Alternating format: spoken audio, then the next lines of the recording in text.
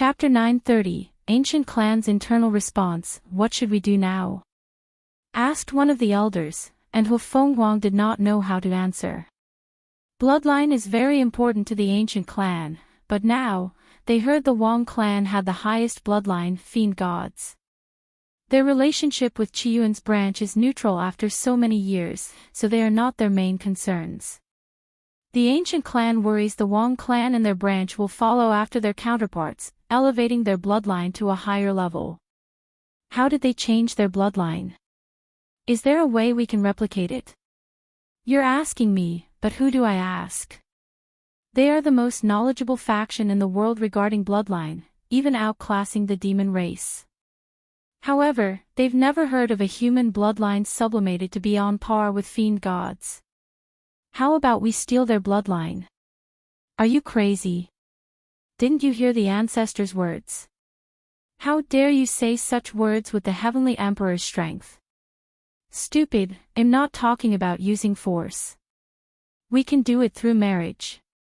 That's not a bad idea. Better yet, how about we facilitate a marriage between the Patriarch and the Heavenly Emperor? Great idea. The Heavenly Emperor's Tao companion mysteriously disappeared, so we might have a chance. Not necessarily. There have been rumors that he has a hidden relationship with the Emperor from the Academy. Susher. Be respectful.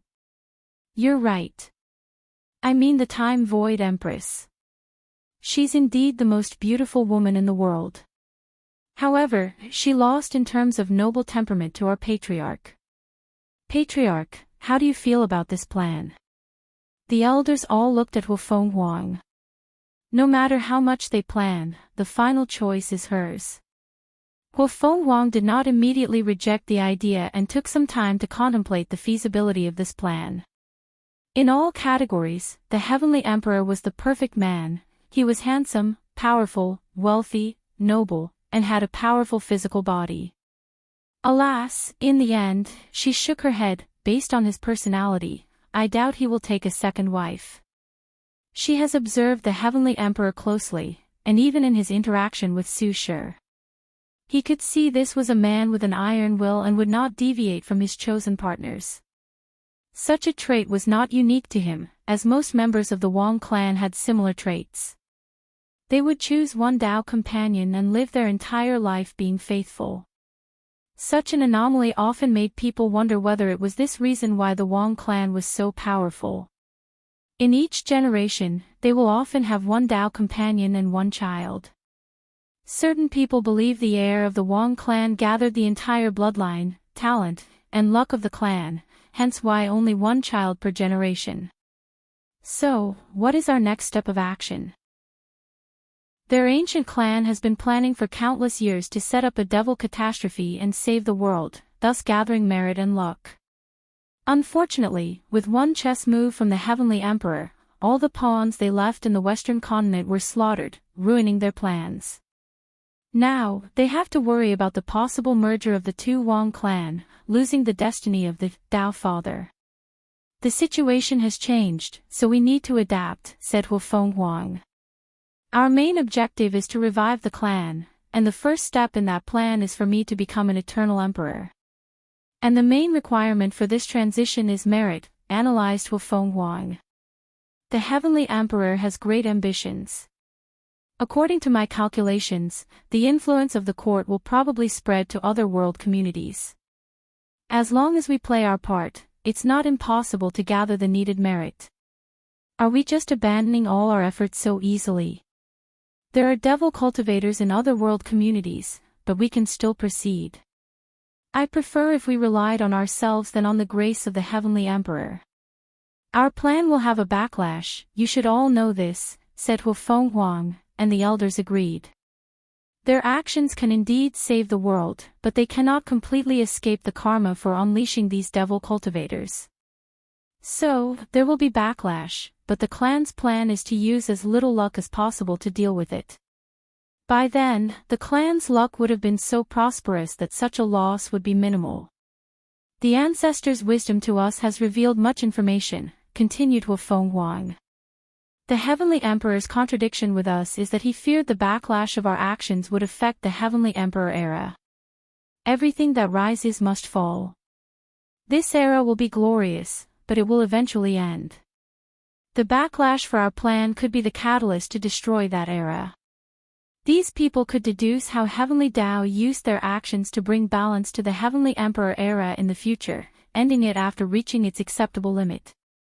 Exactly, so unless we ever take the Heavenly Emperor position, we cannot proceed with the original plan, nodded Feng Wang. So, what should we do? The answer to this question is simple, she replied with shining eyes. The world's political landscape will change in this era, with every faction trying their very best to cultivate heavenly emperors. So, if we want to revitalize our clan, we must cultivate as many competent heavenly emperors as possible and use the luck of the court to revitalize our clan's destiny. Is it possible for us to be as powerful as in ancient times? Or even surpass the Tao opening sect? Feng Wang was quiet. Unless their clan can cultivate a peerless genius like the current heavenly emperor, such a thing is not possible. Regardless, she did not want to give some of these elders a blow to their fragile hearts and ego. As long as we cultivate more heavenly emperors than them, we still have a chance, replied Feng Wang, deciding to say a partial truth. We need a step-by-step plan, said Feng Wang's father, who became one of the core elders of the ancient clan after his daughter's rise. The Heavenly Emperor promised to revert the environment to innate. This might be our chance, suggested someone. We now have the methods of becoming primarchs. Soon, this method will become valuable. So, before this knowledge becomes public knowledge, we can use this time to establish as many advantages for our clan as possible. Once the environment changes and innate chi becomes ubiquitous, innate demon gods reappear, so the path of primarchs will shine again in the myriad emperor world. With their ancient clan's foundation with innate bloodlines, they will have a great advantage. True, even the demon race cannot compete with us in this area. The Heavenly Emperor will definitely try to delay the spread of the Primarch technique as much as possible to give the Tao opening sect an advantage. So, we only need to cooperate with him and aid as much as possible, added Feng Wang. What about the primordial god cultivation system? Do we want to spread it? That might not be a good idea. The Heavenly Emperor already said he would optimize the origin system.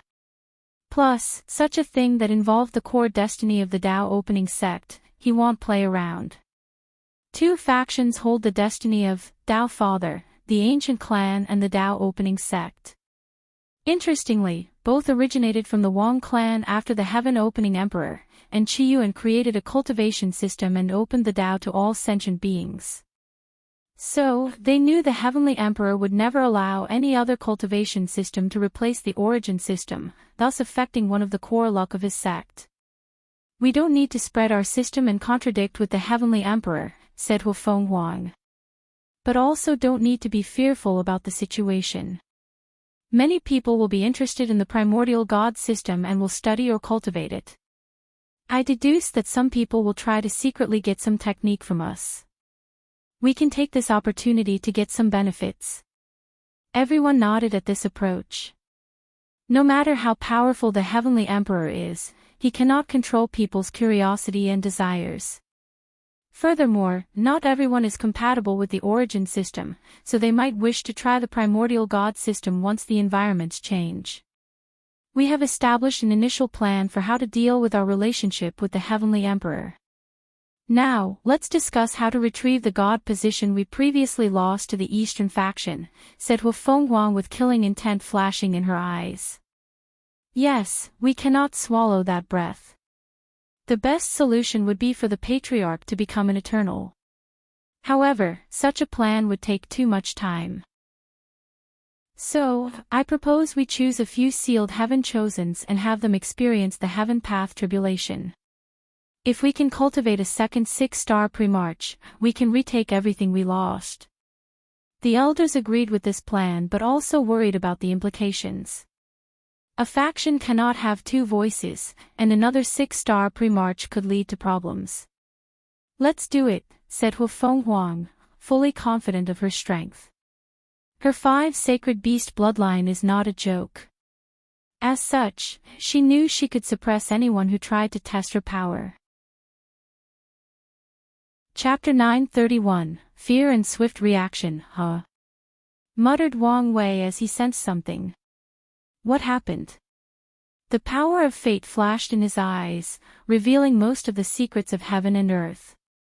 The ancient clan's destiny has changed. He looked at the moon, his eyes penetrating the incalculable distance between his location and their small world. It's the Wang clan. Wang Wei concentrated as he soon discovered the truth. Someone removed all the imprints in their bloodline. Even their qi luck was blessed. Many thoughts flashed in his mind as he analyzed the situation. Did the ancient clan summon their ancestors? The one who appeared was the heaven-opening emperor. Wang Wei tried to see the past and discover the truth. However, an invisible power blocked all his attempts, making him understand someone of a higher power than him was involved in this situation. As such, he had no choice but to use his intelligence to analyze the situation. The changes in the clan's bloodline should have alerted him. Was he interested in my human fiend god bloodline? Why did he remove the clan's bloodline imprints? A sign of goodwill. Is he trying to merge the 2 clans? Numerous thoughts flashed in his mind as he analyzed numerous possibilities before coming to a conclusion. A merger in the lower dimension is impossible. However, it's still possible to work together in the future. He did not know much of the political situation of the upper dimension. The knowledge he stole from the primordial dragon was mostly based on the recent era after the parasites took over. Furthermore, most of the dragon's memories are about him sleeping and cultivating, trying to activate his bloodline. Something is wrong, thought Wang Wei after deducing what happened. The lower dimension is sealed, so it should not be so easy for the Sword Empress or the Heaven-Opening Emperor to interfere. Even the Academy had brief contact with Emperor Kong. Such an anomaly immediately caught his attention, so he began to analyze the situation. Supreme Unity should still have the advantage in the confrontation against true heavenly Tao.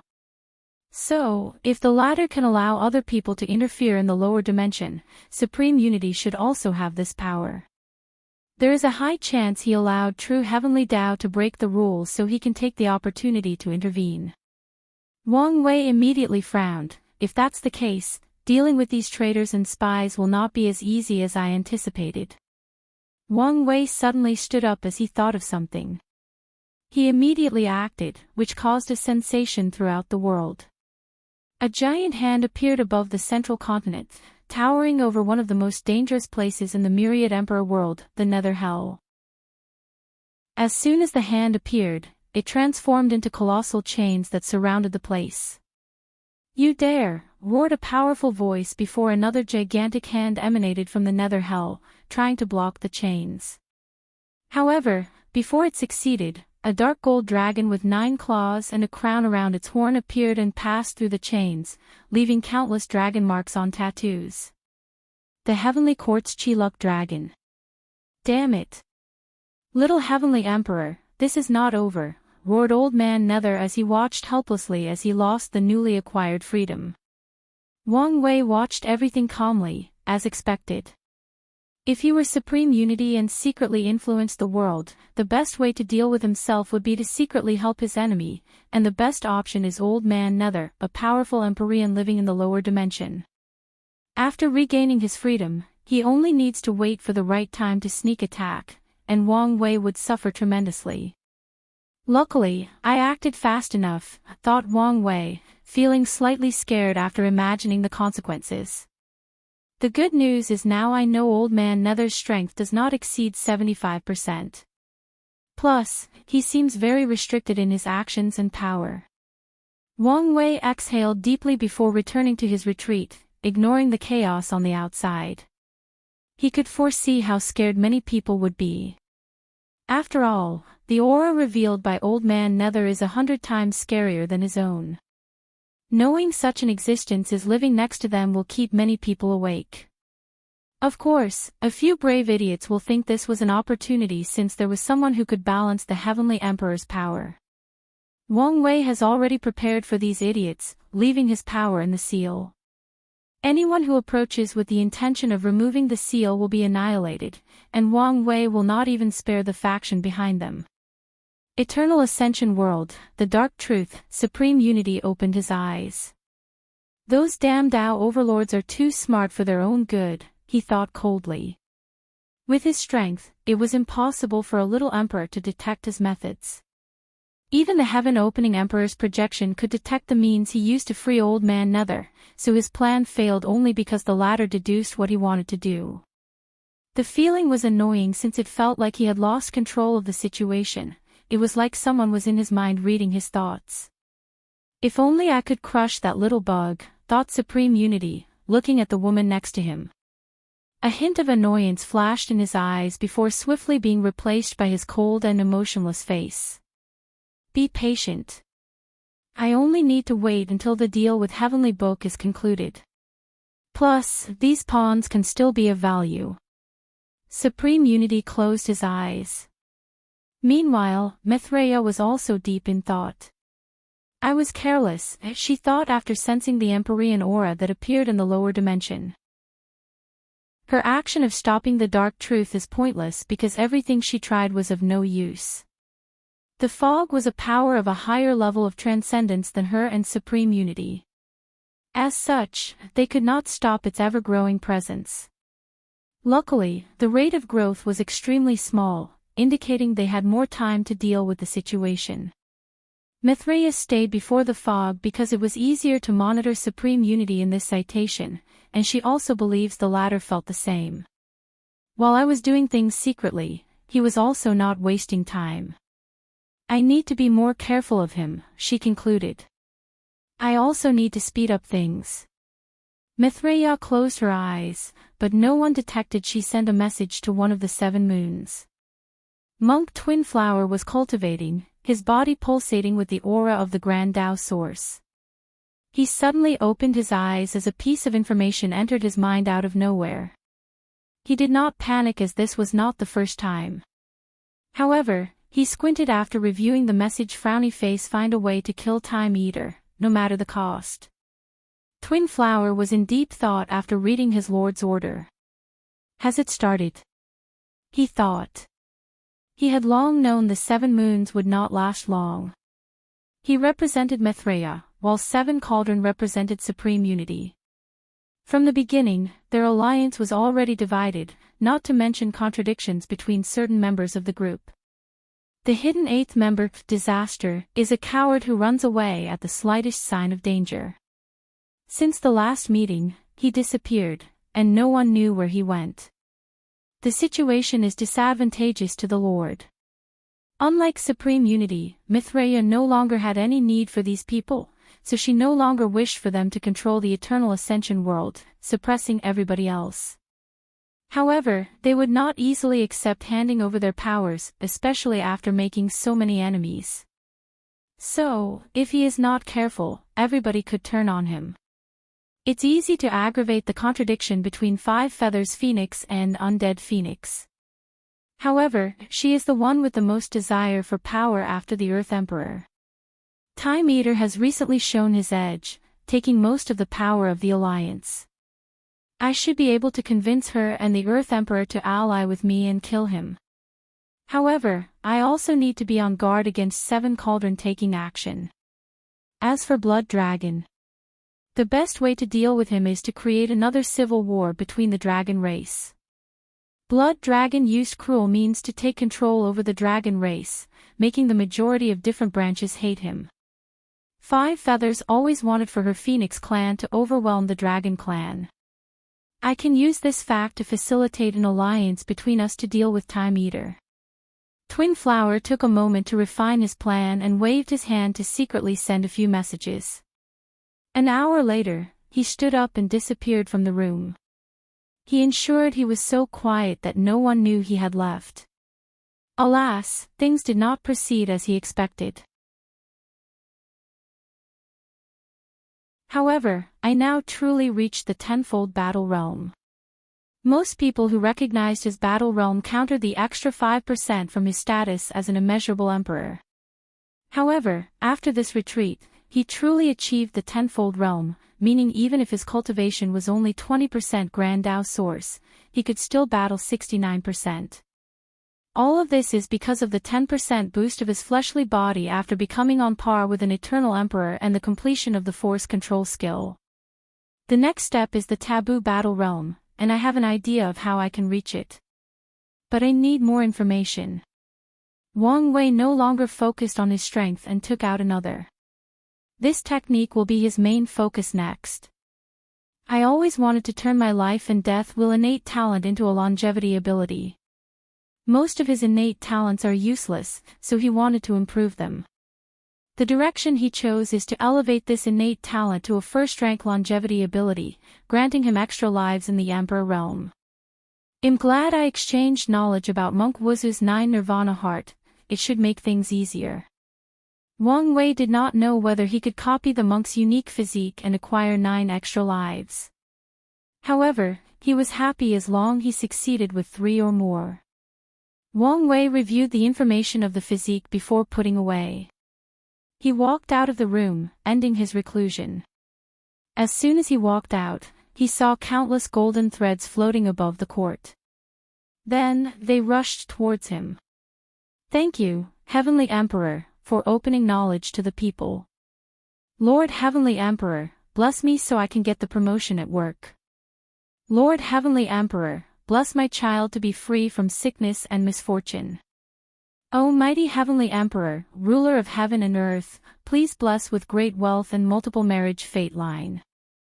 I want to honor my family's bloodline by having as many children as possible. There were trillions upon trillions of voices coming from every corner of the world, and Wang Wei listened to them calmly. The power of fate. It seems the sect's propaganda worked. Wang Wei looked in the distance and saw he was not the only one receiving incense. People like Su Shi, Feng Heng, Ao Xin, and Hu Fenghuang were worshipped by countless mortals in their respective regions. These people competed for the incense by preventing others from receiving worship in their territory. Wang Wei was the only one who could receive worship from all 5 continents and 5 seas. Even after opening their wisdom, these mortals still worship gods. Well, given how powerful cultivators are, it makes sense. Wang Wei did not complain much. After all, incense is another power that he can use to accelerate his comprehension of the Grand Dao source. He decided to store the incense for his next retreat. Wang Wei wanted to visit his family next but detected that someone was waiting for him. So, he invited the guest to come to the garden for tea. A few minutes later, Wang Wei sat cross-legged on a cushion with a small table before him, fresh hot tea releasing steam. Zhen Biyu has seen the Heavenly Emperor, said the 5-element balance physique owner, using the highest courtesy. Wang Wei used his power to prevent her from kowtowing. Have a seat, said Wang Wei. I dare not, quickly replied Zhen Biyu. She knew any great being had karma, so it's not simple to sit on the same level as them, receive their bow, or any form of respect. For example, if an emperor bowed to a mortal, the karmic weight of their actions would immediately be the mortal. If the latter is a cultivator, their luck will instantly ruined, and they might die due to misfortune. There is no need to behave like this, said Wang Wei. I just want to follow the proper etiquette. Wang Wei looked at her and no longer insisted. He had absolute control over his karma, so she should be fine. However, he can't force her decision. I know why you're here, but I'm afraid you might be disappointed. Zhen Biyu's face changed. Her worst fear had come true, the Heavenly Emperor did not want to repay his karma. It's not what you think, said Wang Wei calmly, taking a sip of his tea. Right before I proved the Tao, Emperor Five Hearts seemed to have sensed danger and ran away to the upper dimension. She left. Yes, replied Wang Wei, not hiding his regrets. He truly wanted the artifact in her hands as it might be beneficial to his issue with the balance mechanism. Alas, the latter seemed to have an intuition for danger and ran away before he even became an immeasurable emperor. Zhenbiyu did not expect this outcome. She had already panned her life. With the help of her sect, she successfully purified her second soul, returning it to the pure heart state. She even took the risk and revealed that she had a second soul that was full of wisdom and a strategic mind, showing the upper echelons of the palace that she was the perfect heaven chosen. Now, all she had to do was wash her karma before sitting on the throne and becoming a heavenly emperor. But now, she learned she could not achieve complete freedom. Don't worry. Since I said I would repay my karma, I will keep my word. Wang Wei raised his hand and held a red thread connected to Zhenbiyu and somewhere far away. Then, he crushed it with ease. Now, you're free, you are no longer a clone but your own self. Zhenbiyu felt a heavy weight lifted from her shoulder. The karma binding her and Emperor Five Heart was crushed, and even their fate was separated and no longer entangled. She felt free and without any burden.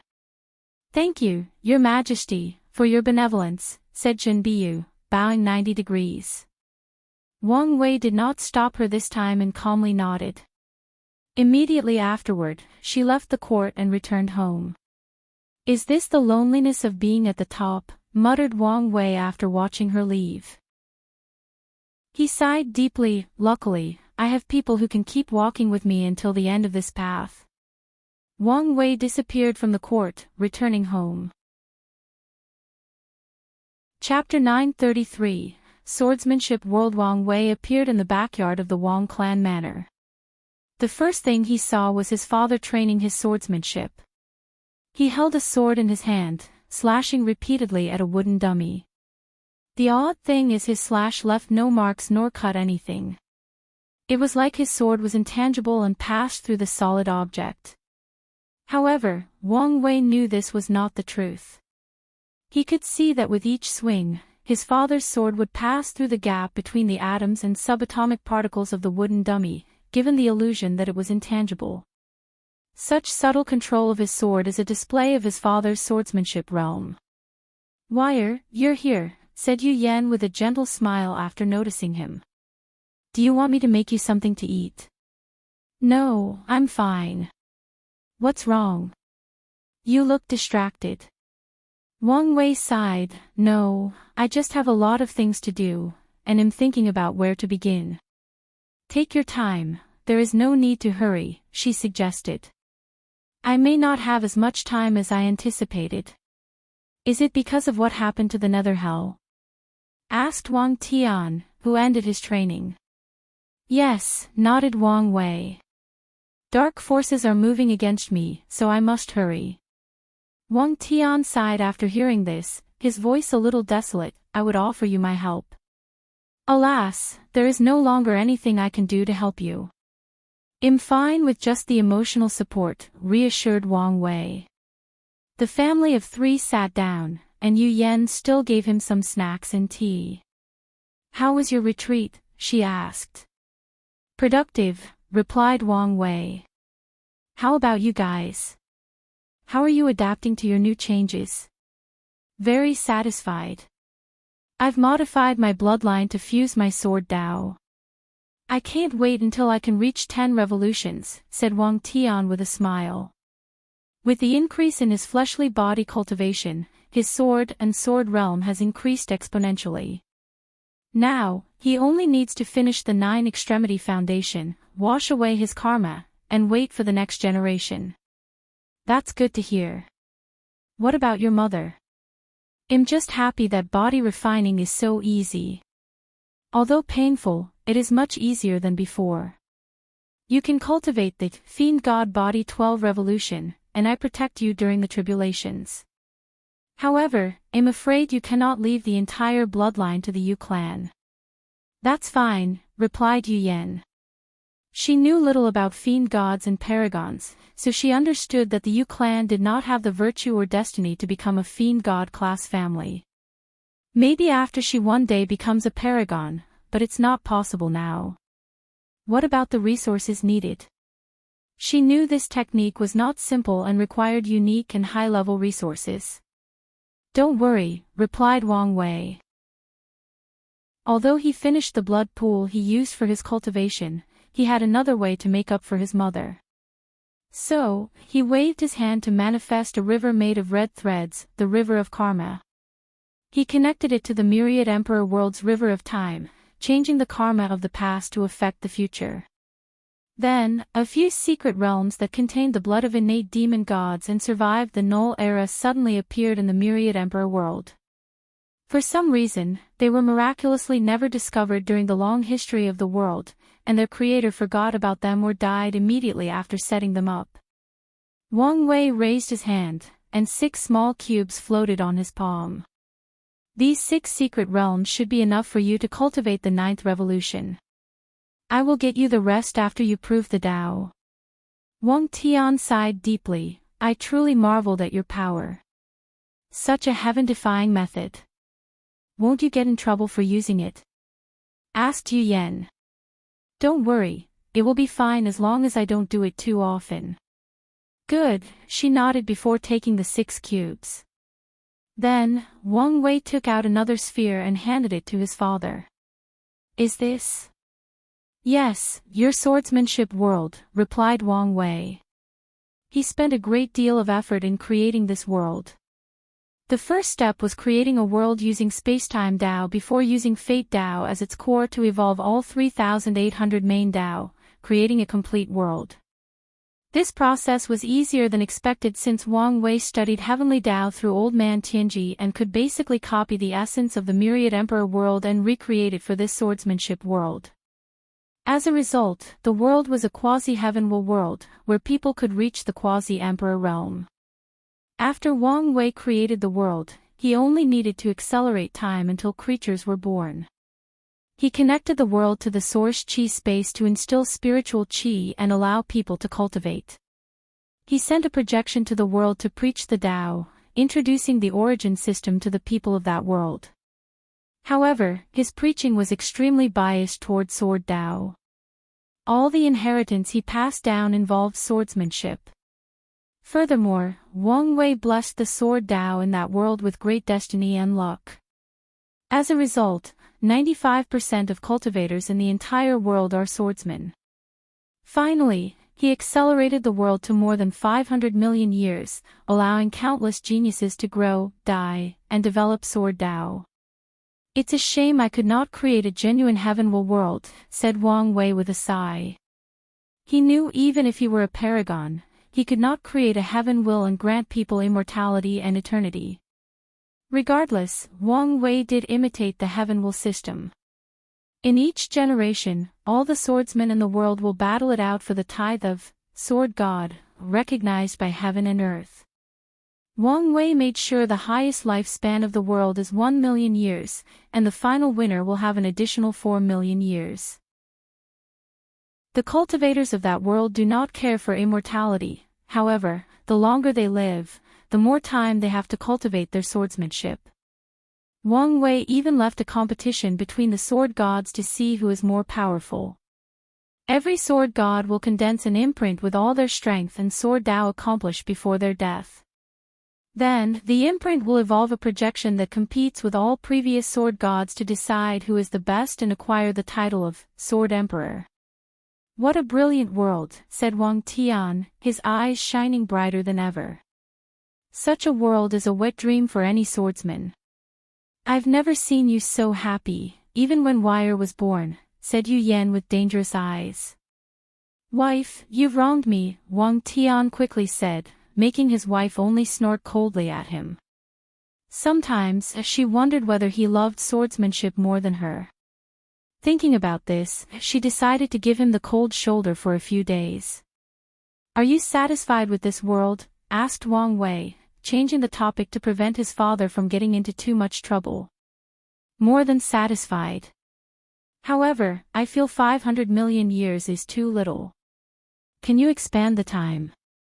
Wang Tian wanted nothing more for this world to develop longer and have more sword gods. Then, when he sends his incarnations, he will have more competitors for the position of Sword Emperor. However, Wang Wei shook his head. I have prepared a few specialties for you in the current generation. It will be too much of a pain to change it now. Oh, specialty.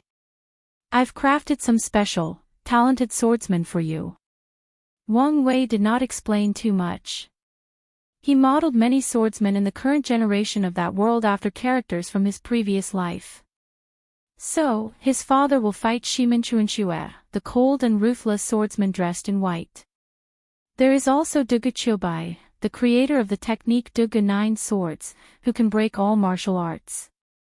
Duge Qiubai was lonely and invincible all his life, and his name literally means to seek defeat. There is also the heroic Wu Ming or No Name, a swordsman from the novel and manga Wind and Cloud. There is the immortal swordsman Li Bai, known for his poetry and his swordsmanship. In general, Wang Wei modeled many characters after people from his previous life, allowing them to develop and create techniques that fit their settings. I'm looking forward to it. By the way, can we recruit some of these swordsmen into our sect? Asked Wang Tian. I'm afraid it's not possible, replied Wang Wei. I tried to recruit these sword gods but accidentally activated a hidden mechanism of heaven and earth. Only Empyreans, Paragons, and Tao monarchs can create a perfect world and lives that can exist outside these worlds. The world Wang Wei created was too perfect and unbalanced, making true heavenly Tao restrict them from existing outside of that world. Are there any exceptions? Asked Yu Yan. Creation Tao, but even then, things would not be so simple, replied Wang Wei. I guess it makes sense. Wang Wei was about to say something else when he sensed something. Grandfather's out of seclusion, he uttered, looking in one direction. Chapter 934, Clarity. Wang Chang walked toward the three of them. Wang Wei could immediately tell he was different, the death aura surrounding him was gone, replaced by an unmatched vitality.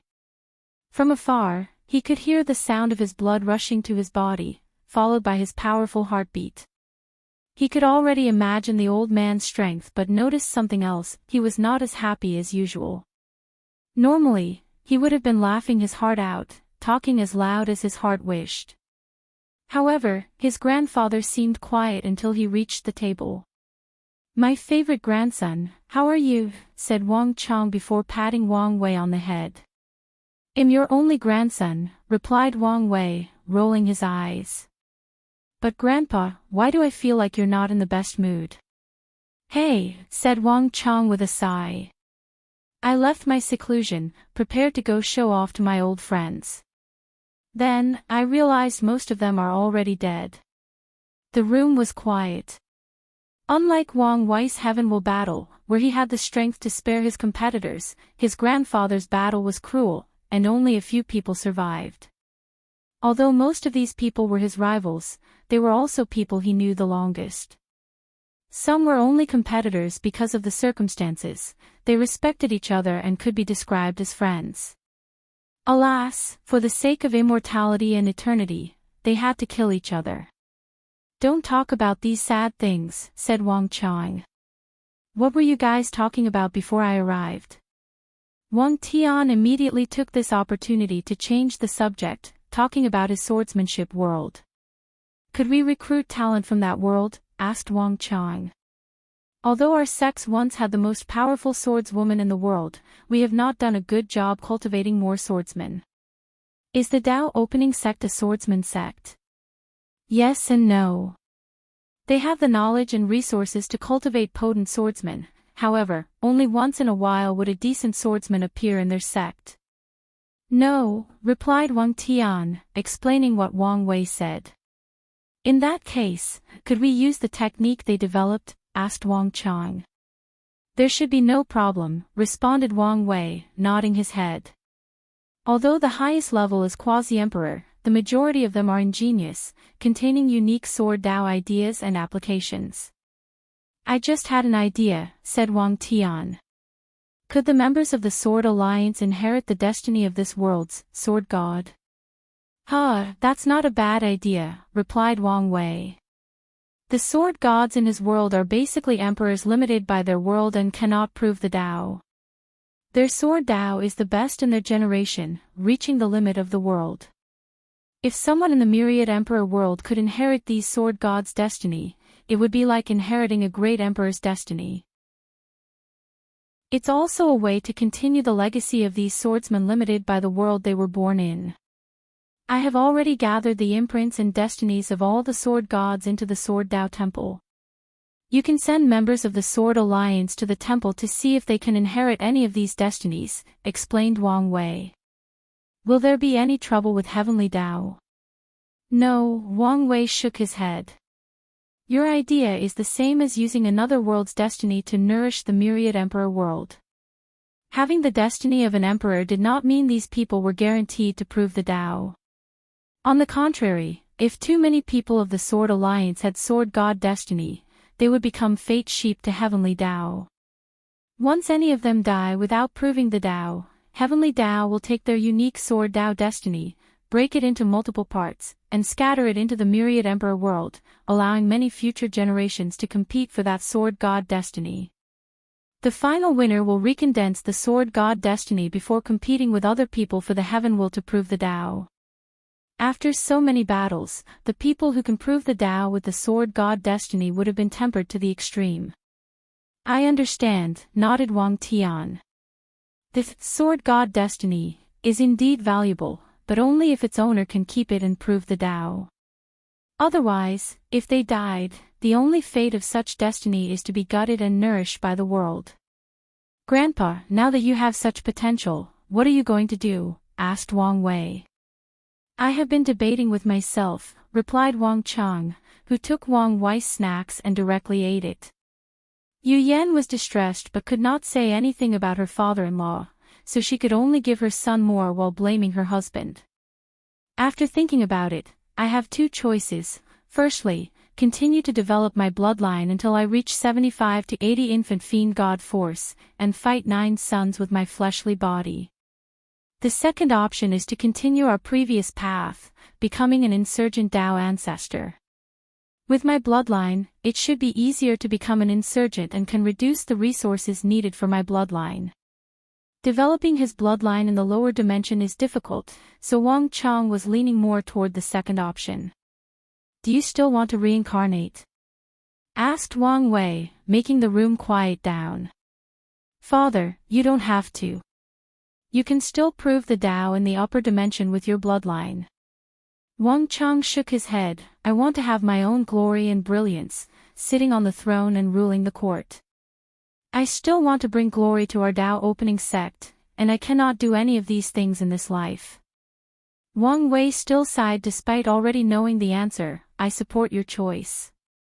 But you should be prepared to suffer from the balance mechanism after you reincarnate. He knew how powerful the sect would become in the future and how much it would be restricted by the stupid mechanism. So, future emperors of the sect will have to be extra careful. I'm not worried about this, said Wang Chang nonchalantly. Oh, why not? Asked Wang Wei, not hiding his curiosity. By the time I reincarnate, you should be strong enough not to give any face to true heavenly Tao.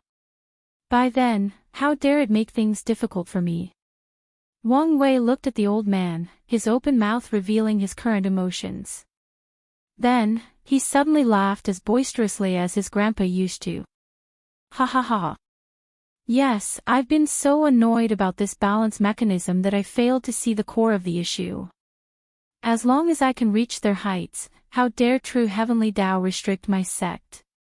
Half-step transcendence, it's only a matter of time before I reach such a realm, thought Wang Wei with a brilliant smile. Boom! The sky above the myriad emperor world changed, countless golden lights, golden lotus, and Tao voices echoed between heaven and earth. Many people were shocked by this natural vision, wondering what had happened. However, after a few deductions and divination, they were speechless. The answer was that the heavenly emperor was so happy that heaven and earth changed to celebrate this mood. The most frustrating aspect of this vision to these people is that it was not something the heavenly emperor did himself.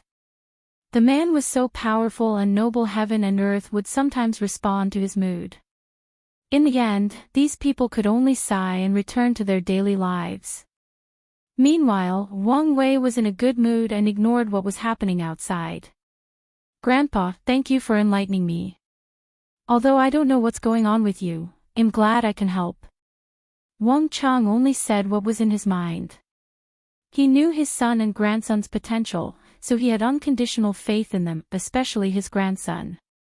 "As for your issue, there is no need to make a choice and use both of them," continued Wang Wei, his smile not abating in the slightest. "Becoming a Tao ancestor and coming into contact with the Grand Tao source will immensely benefit you after your reincarnation. As for your bloodline, there are enough resources in the lower dimension to raise it to the eternal level.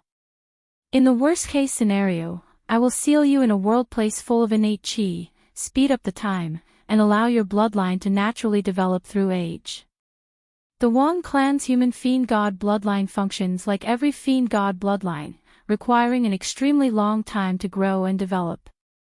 So, any members who inherited the 10th revolution do not need to cultivate and rely on the natural growth of their bloodline to reach 100 infant fiend god force.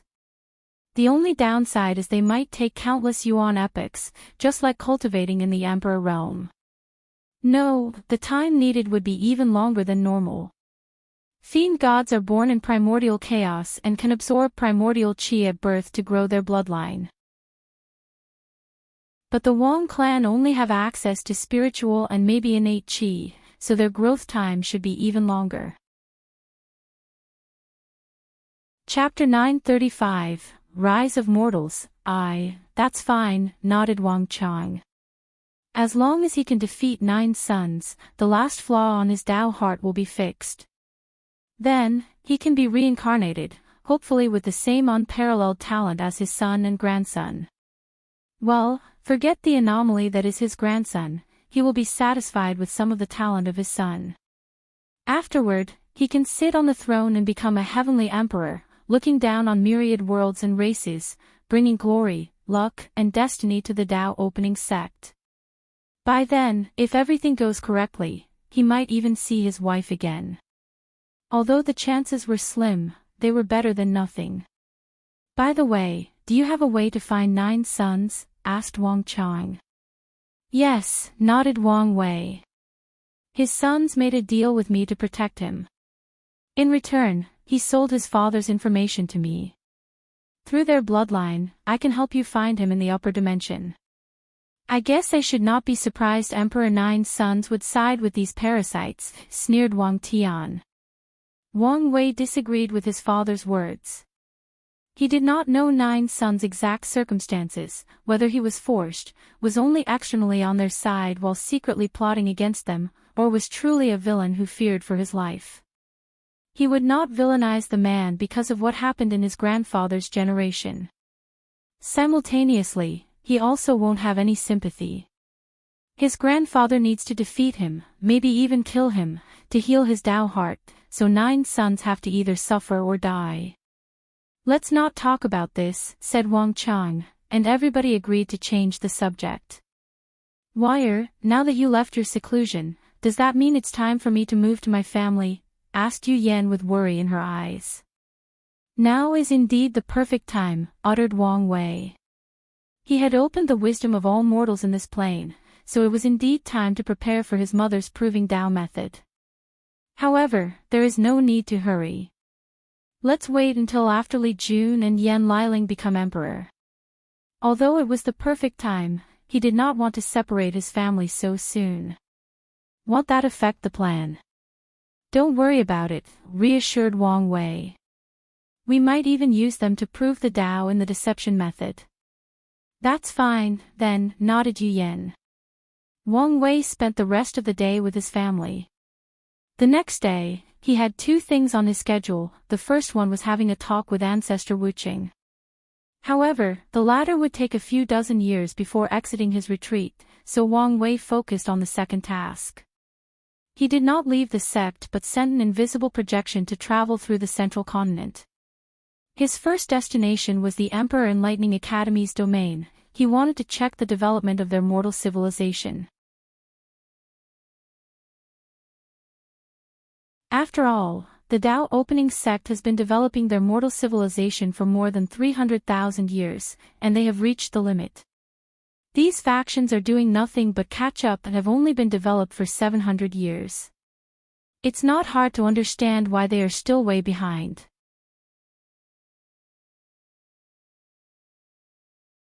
Then, a caretaker or nurse pushed them into a special room with countless runes engraved on the ceiling. She activated something, and the runes descended on the children's body, creating a tattoo. Some of the children began to emit light in their forehead where their Niwen palace was. The nurse had a holographic screen before her and would identify these children as extraordinary. As for the other children, the light emanates from their bodies. I see, thought Wang Wei, understanding the situation.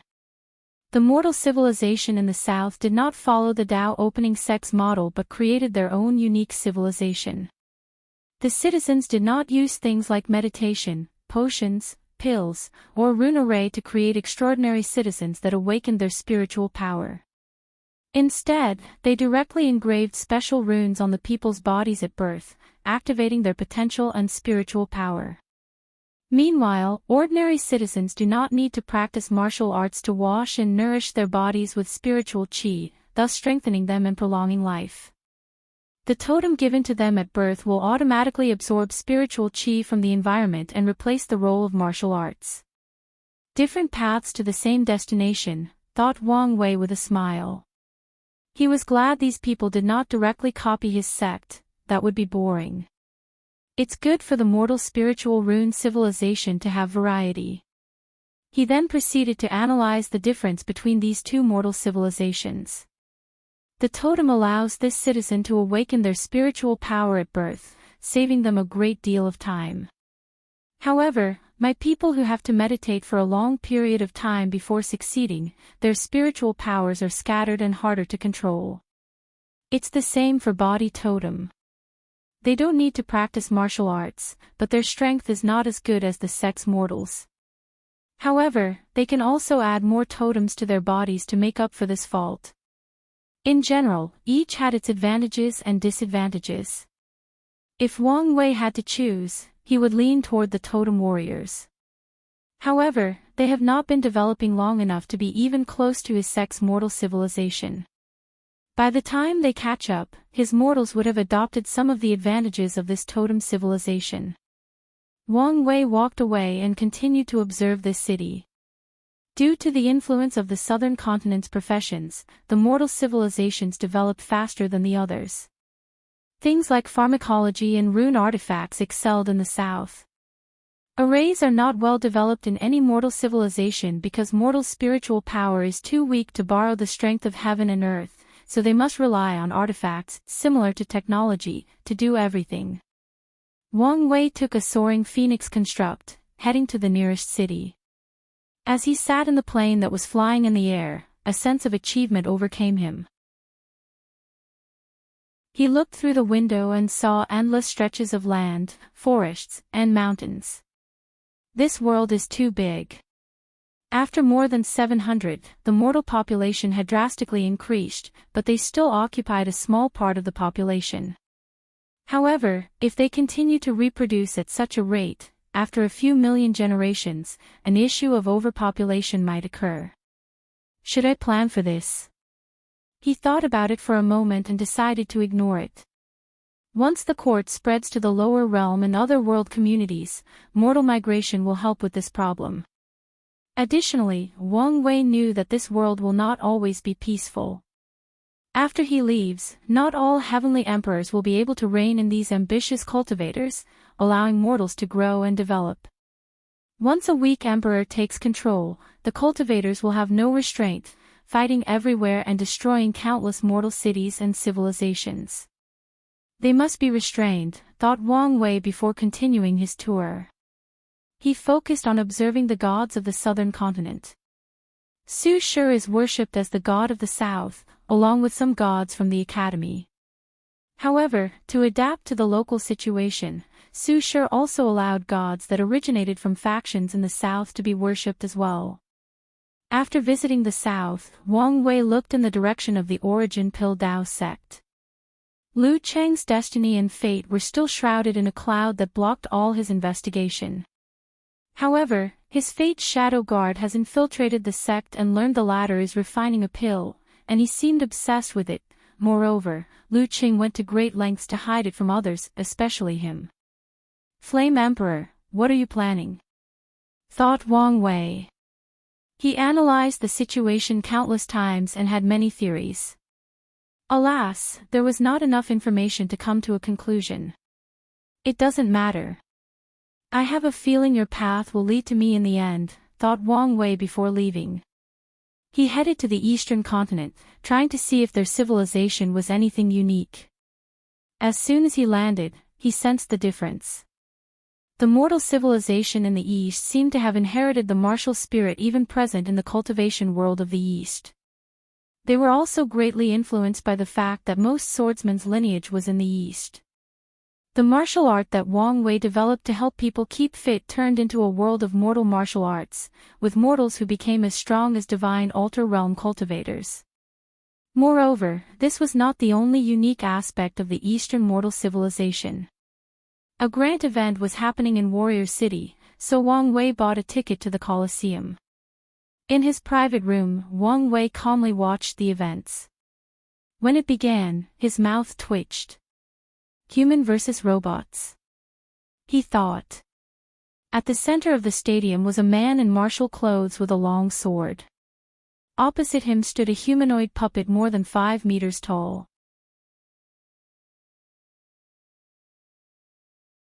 Chapter 937, Rise of Mortals, 3. Wang Wei arrived in the Western continent through the mortal subspace traveling technology. He was happy with the changes he saw so far, especially with the transportation technology. Before he forced the world to change, most mortals would be born and die in the same domain they were born. No, forget the domain, all of them would spend millions of generations stuck in the 10,000-kilometer radius of where they were born. Only a few things like natural man-made disasters, dynasty changes, and famine would make them change location. However, 99% of them would die in the process, ending their lineage. Now, any mortal with a decent income can travel the entire world, going from one domain to another and from one continent to another. After everything is settled, use of the subspace should become cheaper, and everyone can travel anywhere with relative ease. After walking out of the portal, Wang Wei secretly used his power in the subspace. Order: no cultivators can enter the subspace. Disorder: unless they have permission from the court and are going to do things like repair or fix certain problems. The subspace that connected the entire world of mortals was subtly changed, and only a few people noticed the difference. Then, Wang Wei continued his visit. He visited the Western continent, trying to see their civilization. His first observation was that the devil cultivators were nowhere to be seen. I guess this should be expected, thought Wang Wei with a smirk. His eyes scanned the entire continent and saw most devil lineage had closed their gate, not allowing their disciples to participate in the outside world. A few were even discussed modifying their techniques to make it less reliant on negative karma. Meanwhile, during this absence, the Western Bliss sect had already controlled the Western White Tiger continent. I'm surprised the D clan did not resist, even secretly, thought Wang Wei. Feng Heng's approach to the Western continent was similar to a cultural invasion, slowly making Buddhism the dominant religion and influencing the West. He did not try to directly influence the cultivation part of the West but focused on the mortals, who were the main source of cultivators. Now, more than 70% of mortals would choose to enter the Western Bliss sect once they have the talent for cultivation. Without the threat of the devil, the D clan's prestige and power were tremendously reduced. It also did not help that they were a clan faction. 99% of the people in power were members of the D clan, sharing a bloodline. The remaining 1% were talented individuals they recruited outside, but the caveat is that they had to marry one of D clan's daughters, and the heir would have the name D. Many people do not accept becoming the D clan's son-in-law, making it difficult to recruit foreign cultivators. In the past, some people had no choice, either marrying into the D clan or becoming a devil cultivator. But now, they could also choose the Western Bliss sect. Feng was smart and created the Outer Hall, a faction in the Western Bliss sect that cultivated Buddhist techniques but did not believe in Buddha or the religion. These people only had to follow certain rules and precepts, and other things did not matter. Many people praise him for his benevolence, but Wang Wei could tell the trap in this method. If these people want to cultivate the Buddhist technique to a higher level, they must have a deeper understanding of the Dharma, meaning they must read and understand Buddhist scriptures and ideologies. In the end, most of them will convert to the religion to reach higher realms. Such a method is good in the early stages, but it will leave a flaw for Buddhism later on, thought Wang Wei. Since he was also part of Buddhism, he decided to warn Feng. Does he already know? I see, he's using this method to strengthen the weak foundation of Buddhism. However, he should leave methods to deal with the issue before ascending. For a moment, Wang Wei thought the monk had allowed the idea of reviving Buddhism to affect his mind and made such an error. That's fine, thought Wang Wei before continuing his tour. The West also had a unique mortal civilization, and it involved Buddhism. While invisible, Wang Wei watched a battle between two individuals in a forest outside Holy Light City, a mortal monk and a Tier 3 demon beast. Donor, I know you were enlightened and know right from wrong. It's not too late to redeem yourself, serve your sentence, and become free once again. Ridiculous. Demons should be free and wild. So what if I ate a few humans? This is my nature, replied the black tiger with white stripes on its back. Wisdom and knowledge are the keys to changing one's innate nature. So, it does not matter whether demons despise societal rules and restraint. All of you monks have golden tongues, I won't listen to any of your words. In that case, donor, please have a taste of my Arha subduing demon fist, said the monk before taking on a martial pose. The battle was fierce, but a few hours later, the monk defeated the tiger demon, who was on par with the divine altar realm cultivator, and captured it. Then, he used a communication talisman to contact the government in Holy Light City to get the tiger. Buddhist martial art. Interesting, thought Wang Wei before leaving. He entered a temple and watched a young monk create a magical artifact. The monk held a beard before him and constantly chanted Buddhist mantras. Finally, a phantom of a monk floated above him and waved his hand to bless the bead, turning it into a magical artifact. Success, said the monk, who stood up in excitement. However, he was a mortal without cultivation or martial arts, so he was dizzy and almost fainted. Luckily, he held on to something before falling. Another path besides extraordinary citizens, thought Wang Wei as he realized what Feng had done. He revived many of the fallen monks from the incense era in the form of spirit, turning them into gods of Buddhism and receiving incense from mortals. In return, mortals who do not have the talent to become extraordinary citizens can become monks and learn scriptures. The truly talented or devoted ones can resonate with one of the spirits, becoming their patron gods. These patron gods will protect their chosen subjects and grant them abilities similar to extraordinary citizens, even their status in society on par. This is not a bad idea, thought Wang Wei. These spirits use their powers to feed the luck and prosperity of mortal civilization, which will feed back to them, allowing them to use an alternative form of cultivation. Some of them were probably immortals from the incense era. With this method, it's only a matter of time before they can return to their previous strength, thus boosting Buddhism's foundation as a lineage. These spirits have been dead for too long, rendering their imprints useless to revive them. Furthermore, too many of them died, so it was impossible for Feng to revive them.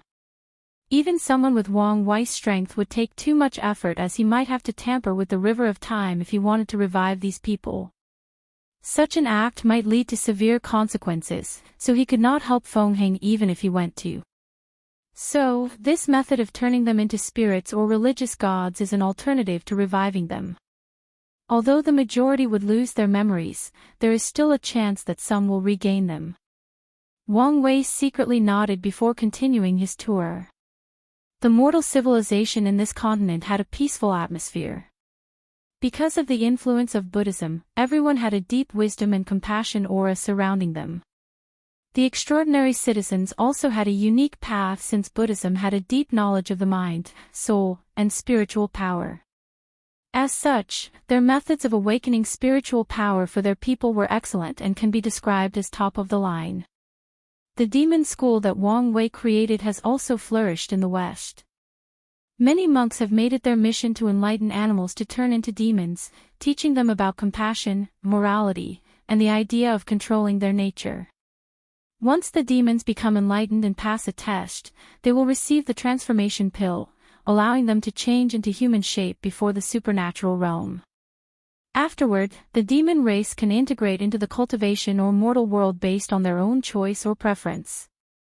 Wang Wei was not surprised by this method since the Dao opening sect had a similar approach. The fox race was in charge of the demon race's enlightenment in their territory. The only difference is that the demon race would integrate into the cultivation world, not the mortal one. Feng Heng was using the demon race's luck to nourish his mortal civilization. In turn, the demon race's luck will also benefit by adapting to the myriad emperor world's rules and the fact that the human race is the protagonist of heaven and earth.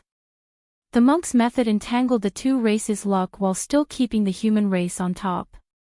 Meanwhile, Wang Wei's method is to directly plunder the demon race's luck. His method is not bad and can be learned from, thought Wang Wei before leaving and heading to the north. The West's food was delicious, but the majority of it was vegetarian, and he wanted meat and something with more grease. Chapter 938, Rise of Mortals, Finale, Unedited Chapter. Wang Wei finally arrived in the north and immediately noticed the difference. The spiritual qi in nature was not as dwindling as it used to. Although it has not reached the same level as the weakest of the four continents, the West, it was not higher than the islands scattered between the continents that loose cultivators mostly habit. The northern continent was now a veritable place of cultivation for a heavenward world. With a ocean as its protector, the demon race no longer has to rely on the Dao opening sect to scare away the other factions and prevent them from messing up the situation of the north. The demon race has entered an era of prosperity. The only problem is whether Aoshan can leave enough foundation for them to retain such prosperity, thought Wang Wei before beginning his tour of the north. His first observation was that every human was walking in the street with a demon.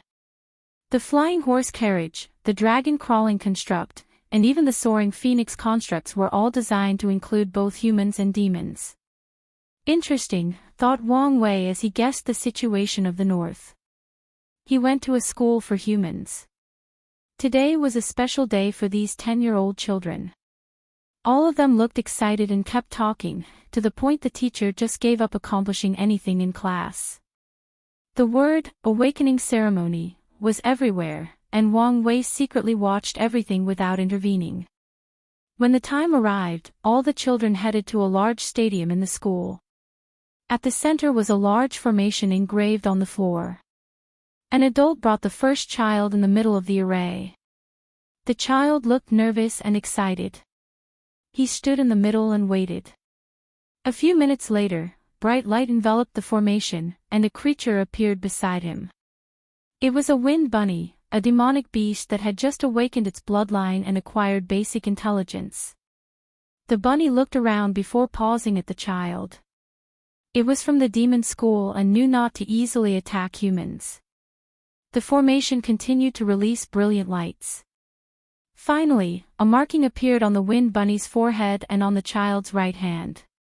Immediately afterward, the confusing look on the bunny's eyes disappeared, replaced by more intelligent eyes. Meanwhile, the child was excited and jumped before being shocked. That's because he easily jumped more than 10 meters in the air and landed without any problem. Lei Fan, physical attributes, yelled the teacher in charge of the ceremony. Then, the next child appeared. The creature that appeared before him was a crow with blue eyes. As soon as the mark appeared on the child's hand, a pressure released from his body that gave the illusion the surrounding space was twisted. Xia Fu, mental attribute, yelled the teacher, and many people looked at the child with envy and desire. They knew this person would be an extraordinary citizens, with high status. The teacher called the next children, and she was also a physical attribute. Wang Wei's eyes brightened, a symbiotic relationship between humans and demons. Humans can acquire physical or spiritual power from demons, while demons will raise their intelligence. What a great civilization! Wang Wei could see the advantages and disadvantages of such a civilization. The humans of the North will be more powerful than normal humans from other continents, especially in the martial arts department. They will have longer lifespans, with normal citizens living up to 200 years and extraordinary citizens living up to 350 years. However, there is also a fatal disadvantage. If something happens to the demon, the humans will suffer tremendous backlash and have a 95% chance of dying. The situation is also reversed for demons, unless the human dies of old age. Ocean's method is quite ingenious. Demonic beasts or demons with pure bloodlines do not belong to mortals. The mortal version of demons are regular animals who have not awakened their wisdom and bloodline. As such, demonic beasts have a longer lifespan than humans because of their bloodline and because they are cultivators. As such, the majority of these demons who have placed a bond with their human counterpart will outlive their partners. With the contract, their intelligence increased, making cultivation in the early stages easier. Furthermore, they can use the human race's chi luck to nourish the demon race. This is not just the benefit they will receive. The demon race does not have the talent or ingenuity for professions like pill refining and talisman making. However, with their human partners, this problem will be solved. Wang Wei looked in the distance and saw the demon race's professions began to prosper. Beforehand, the demon race was only involved in the selling of materials. But now, they started selling low-level pills, weapons, talismans, and arrays. The body-tempering realm requires pills that increase blood chi, and the best pills for this realm use the demon race's body and blood as the main material. The demon race had the advantage, so they have taken over the majority of the market for body-tempering pills. The divine body realm also requires tempering the body. If they play their cards well, they might take a big share of the market. However, the battle for such a market will not be as simple as the low-level one. There are more body-tempering realm cultivators in this world than divine body realm. However, the pill value of each realm is a world apart. As such, most factions will not allow the demon race to take part in their benefit without a significant fight. Unless the demon race creates a truly unique pill for the divine body realm, they have little to no chance to enter this market. Well, it's not like they won't have a chance, thought Wang Wei. Once the environment changes, everything will be reshuffled, and this will be Ocean's opportunity. Wang Wei's tour of the North was coming to an end, so he checked out the food. Given their relationship with demonic beasts, he thought the mortals of this place would have an aversion to eating animal meat. However, he was wrong. It seems whether it was humans or the demon race, they treated animals with no intelligence or bloodline as a completely different species. Their main culinary expertise involved all kinds of meat dishes, and Wang Wei enjoyed himself. In the end, he still had 2 designations left to check out, and he chose the sea to see how the sea race adapted to the changes of the world.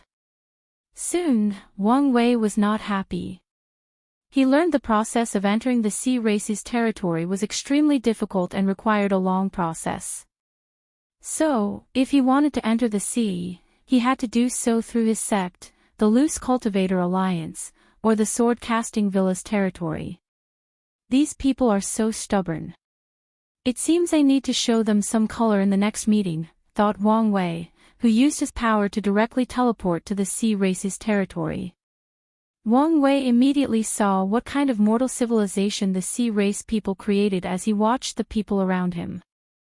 He saw a human that was easily breathing underwater without any issues. He saw another human with fins and gills.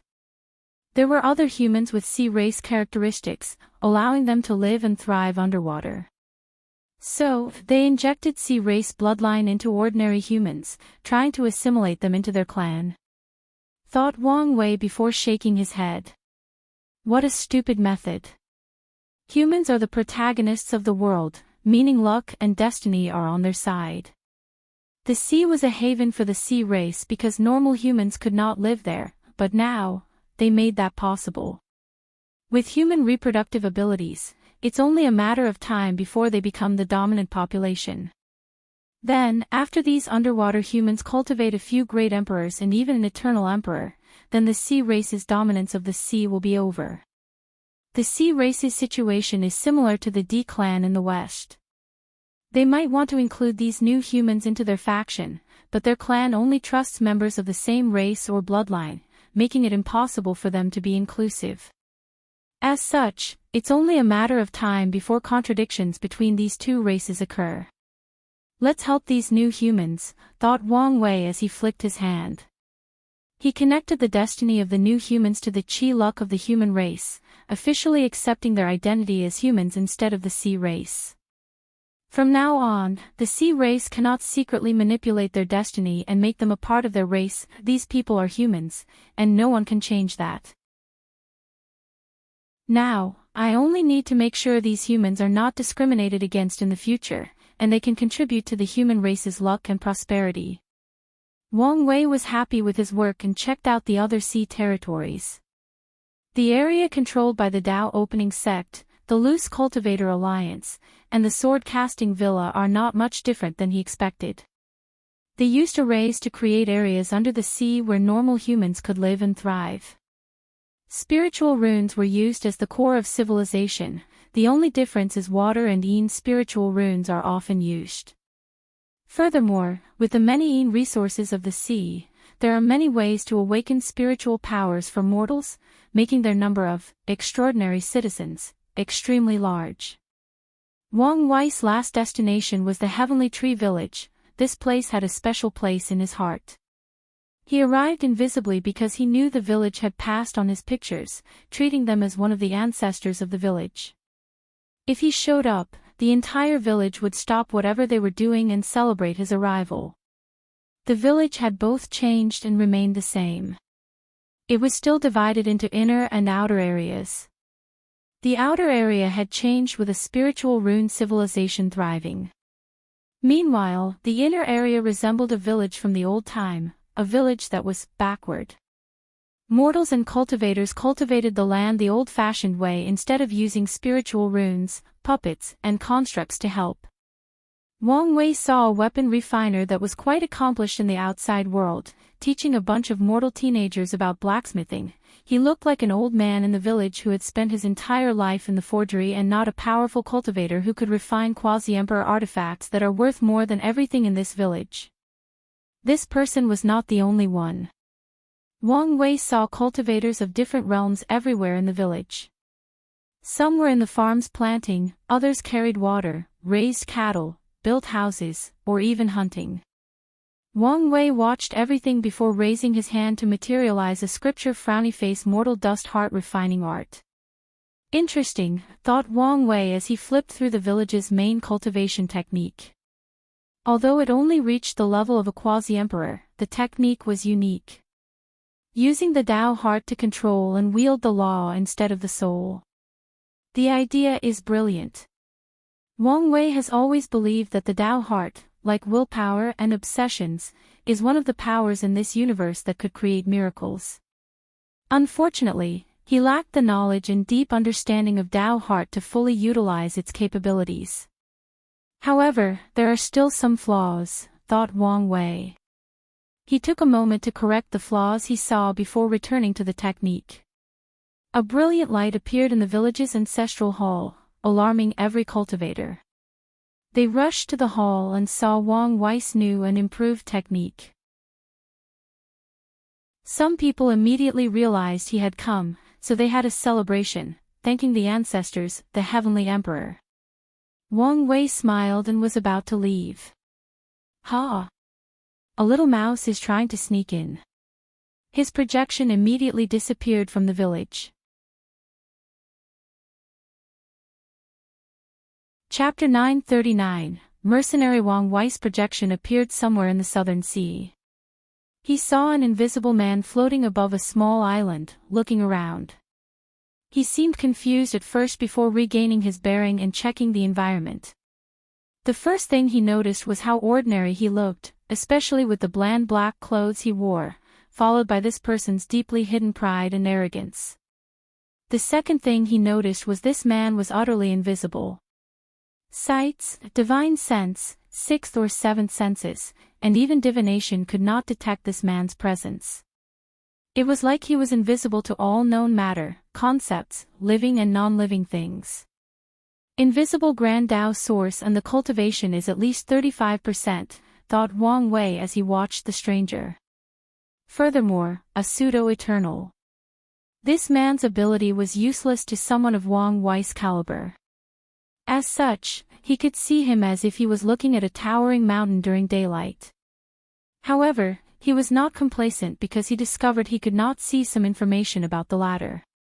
Someone paid him to come to assassinate me, but I could not find who it was, thought Wang Wei as his eyes read the man's fate line, knowing everything about him. This person was called the Hidden Shadow Emperor, the founder of a very popular and powerful mercenary that is very active in the commerce hub. His Hidden Hand mercenary is very famous across many world communities because the Hidden Shadow Emperor is known never to fail a mission. He has assassinated countless emperors, including 2 eternal emperors. Normally, the Hidden Shadow Emperor does not personally go on missions. He often has to remain low-key or underground to prevent garnering the attention of true heavenly Tao and continue staying in the lower dimension. As such, unless something happened to his mercenary group where he needed to step in, he never took missions. However, a while ago, an employer offered him something he could not resist, so he chose to accept this assassination mission. Wang Wei calmly looked at this pseudo-eternal emperor. He saw someone paid a hefty price for his head, but he could not see the person who offered the mission. This fact did not change whether he used divination, yin-yang calculation, or looked in the past through the river of time. There are a few people or things who can resist my divination, so I only need to start from them, thought Wang Wei, eliminating a few obvious individuals like Old Man Nether and the Abyss Gap. Once everybody is eliminated, the only one remaining is the Spirit Genesis sect and their broken Empyrean artifact, analyzed Wang Wei with a sneer. He saw the Hidden Shadow Emperor wanted to land on that island to gather basic information about the world before starting his mission. So, he appeared before him, shocking the proud assassin. Wang Wei saw his facial expression change from shock to bewilderment, then unwillingness, fear, regret, and in the end, return to the calmness and ruthlessness of a peerless assassin. Interesting reaction, commented Wang Wei. Are you my target? Asked the Hidden Shadow Emperor. I should be, nodded Wang Wei. Are you no longer afraid? Why should I be? Now that you show up, it only means I'll have to do this the direct way. Yes, a peerless assassin should have the ability to kill his target in direct combat when necessary. Alas, you're not even a qualified assassin, let alone a peerless one. Who are you to judge me? Said the Hidden Shadow Emperor with a slightly raised voice. If you were truly capable, you would have detected the vast difference between us, acted on your based instinct, and run away, said Wang Wei calmly. Alas, your pride and arrogance will be your downfall. The Hidden Shadow Emperor's first instinct was anger. After all, he had his pride, something he cultivated after successfully killing 2 eternal emperors. Although he did not grant them true death, he also forced them to spend countless yuan epochs to revive themselves. However, he controlled himself and checked his opponent's power. The result scared him, he could not detect a thing. The person before him seemed not to exist, an empty and undetectable void. Then, something that had not happened for a long time occurred to the Hidden Shadow Emperor. The dangerous senses he developed in his early days as an assassin before he proved the Tao activated and his body moved on its own, trying to run away. Alas, he discovered his body could not move.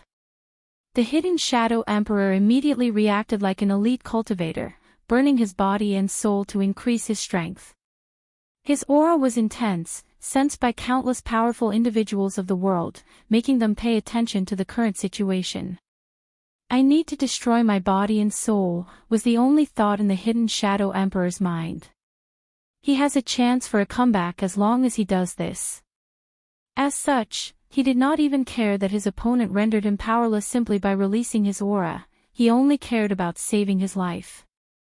It won't change much even if you destroy your body, I control the Tao of Karma, said Wang Wei with a devious smile, pushing the hidden Shadow Emperor over the edge. Now, fear had overwhelmed his mind, making him full of regret. Battles between emperors are not simple and must follow certain rules to ensure survival. The first and main one is never to allow your opponent to keep possession of your body. Great emperors are eternal, so they can revive themselves as long as their Tao imprints remain attached to the Grand Tao source. The Tao imprint has its own protective mechanism in the form that is not easy to discover or remove in the Grand Tao source. There are two ways to remove it: use Tao will or will manifestation, or use sealing methods and the passage of time to wash it out. However, these two methods hinged on the fact that Tao imprints can be discovered.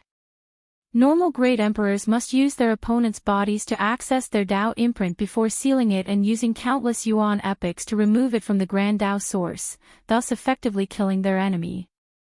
Otherwise, searching for an adversary's Tao imprint is like searching for a single drop of water in a vast ocean. However, certain Taos like karma, divination, yin-yang calculations, and heaven are very effective in finding the Tao imprints. So, after knowing his target had control over Karma Tao, the hidden Shadow Emperor knew his fate was sealed. Even if he destroyed his body, the latter could find his Tao imprint through the karmic connection they had after trying to assassinate him. Any last word? Asked Wang Wei. No, replied the hidden Shadow Emperor. He expected this day to come. His philosophy has always been that killers must expect to one day be killed. So, after taking his first life, he predicted this might be his eventual fate. Not even begging for your life, said Wang Wei. I'm a person fond of talent.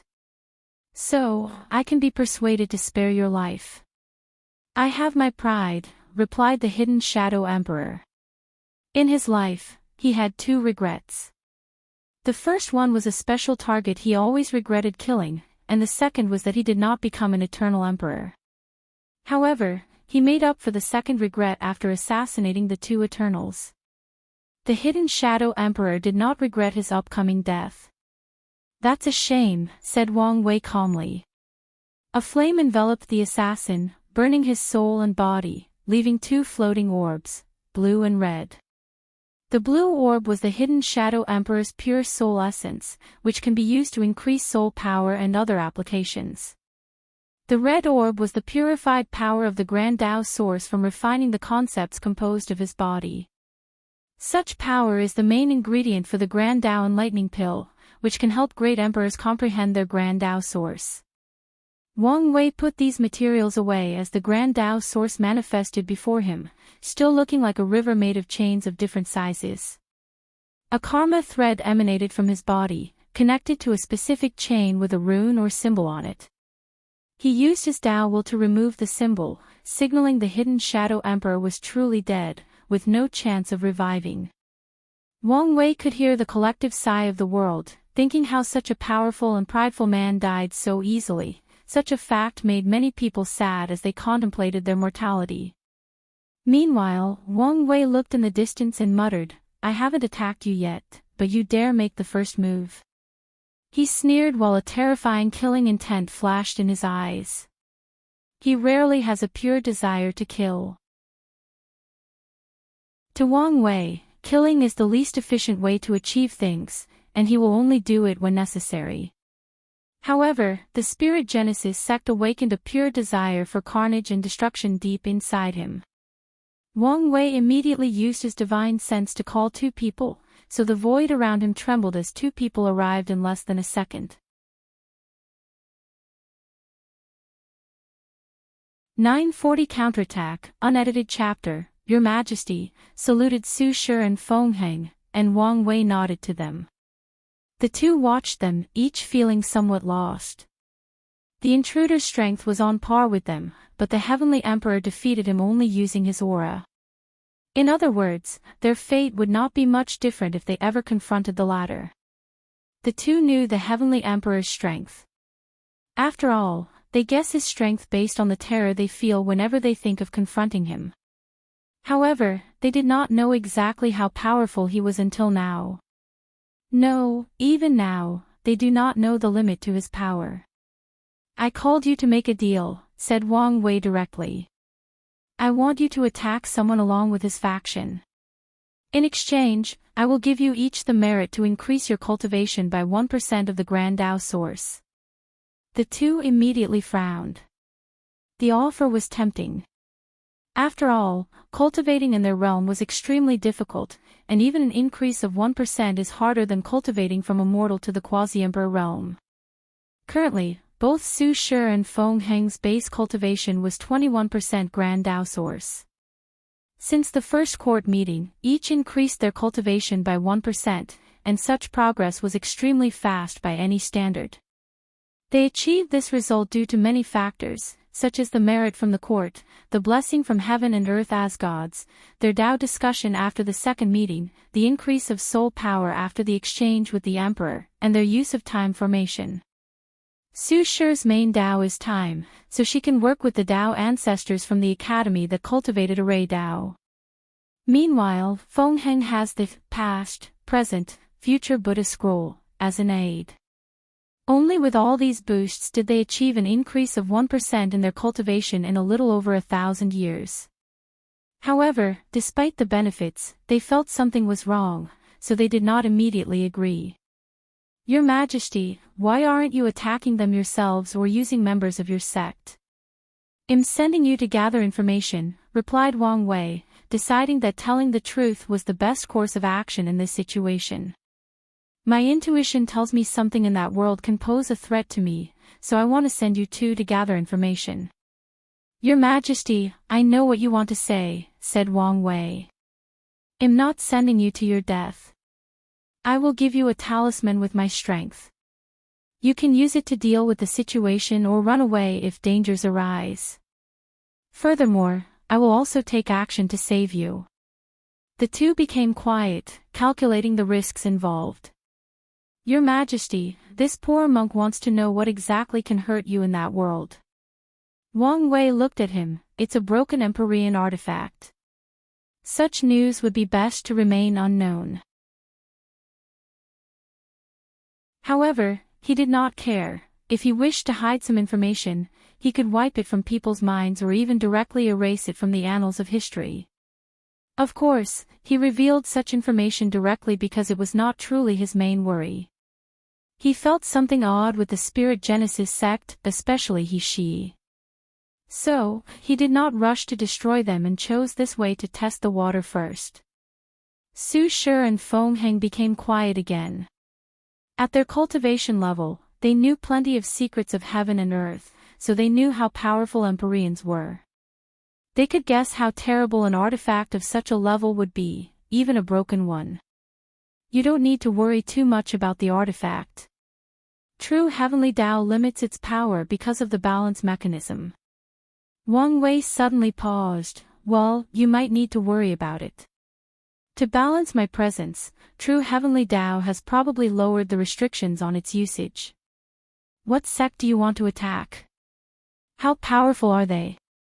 How powerful is the target? Asked Su Shi. The Spirit Genesis sect from the Battle Spirit world. Their sect is very powerful, and they have two immortal sovereigns. However, one of them is injured, so you only need to worry about one of them. As for He Shi, I don't know how powerful he is. Every time Wang Wei tried to deduce information about him, a terrifying aura blocked his power, so he guessed Shi's body was somewhat infected by the Empyrean artifact's aura. My guess is he won't be much different than you two. If he is indeed too powerful, you can directly use my talisman to deal with him. The two pondered for a moment before Feng Hing said, this mission seemed a little too dangerous for the poor monk. Wang Wei glanced at this shameless monk. Final offer, merit for 2% increase in Grand Dao source, 3 Emperor's Soul Pill and 1 Grand Dao Enlightening Pill, each. Make it 5 Emperor's Soul Pill and 3 Grand Dao Enlightening Pill, and we have a deal, argued Su Shi. Anyway, after dealing with the Dao burial ground, you won't lack the material for these pills. Fine, but you must do your best and push him to reveal his trump card. Furthermore, you must do your best to keep the battle in their territory, causing as much damage as possible. A ruthless light flashed in his eyes. He knew such a plan would cause mass casualties amongst the mortals living in the Spirit Genesis sect, but he did not care. These mortals provided luck and destiny to the Genesis sect, so their destruction could also weaken them. My hand is already stained, so there is no need to care about a few more red spots, thought Wang Wei. Feng Hing appeared conflicted after hearing these conditions but only sighed and muttered, Amitabha. He chanted a few prayers and did not say another word. Do you want me to sign a contract? Asked Wang Wei. There is no need. We believe your words, said Su Shi. In that case, let's fine-tune the plan, nodded Wang Wei, who spent the next half hour talking to these two. Afterward, Su Shi and Feng Hing returned to their factions after taking the talismans from Wang Wei. Meanwhile, the mighty Heavenly Emperor looked in the distance, his eyes ignoring the very concept of space. He used his divine sense to send a message to someone countless world communities away. Finally, his projection dispersed, waiting for the plan to begin. The world immediately entered a state of quiet. No one knew what these three almighty beings discussed, but they had a hunch something big was about to happen. Sea Race, Baishi Clan Ocean watched the three discuss something in the sky before dispersing. He clenched his hands, almost forcing his nail to pierce his skin. Is it because I'm not an emperor? Unwillingness flashed in his eyes before returning to his focused state. I need to hurry. His previous plan was to use subtle and diplomatic ways to get what he wanted. Now, he no longer wanted to wait. The Sea Race, Ancient Clan, and Sword-Casting Villa wondered what was going on and whether there were benefits to gain. It's obvious that eternal strength is the requirement for what's coming, but they wondered why the Heavenly Emperor did not choose them. Is it because he only wanted emperors, or does he look down on them? A person like the Heavenly Emperor has too much influence. His thoughts, ideologies, and beliefs can greatly influence the world. Even a passing joke he made could greatly change the world for the better or worse. As such, many people began to overthink, letting their minds run wild.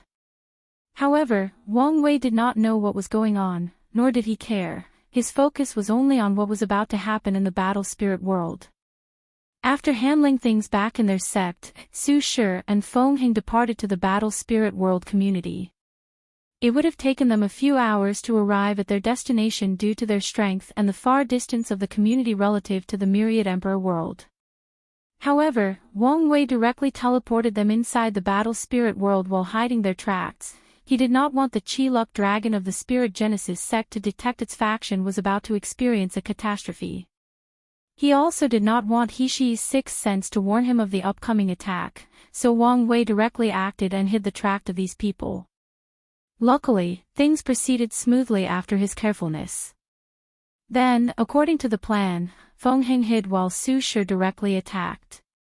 A towering hand containing the power of time descended on a beautiful palace at the very center of the entire plain. Who dares? Roared a voice before a young man appeared above the sect, Shi. He was dressed in black and gold, with a noble and mighty temperament.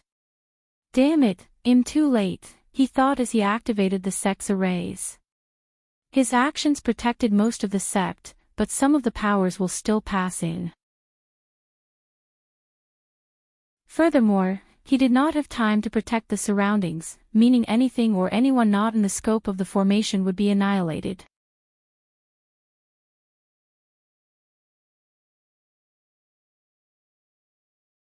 Alas, she did not have the time to cultivate the immortal aperture, so Su Shi did not reach 9 leaf before proving the Tao. However, afterward, not only did she finish cultivating her immortal aperture, but she also created the Tao aperture realm of this technique. Currently, her strength is 94 primordial dragon force, and once she finishes the Tao aperture, her strength should have entered the 4th realm of the true power Tao realm and achieved battle prowess equal to Tao ancestors with only her flesh.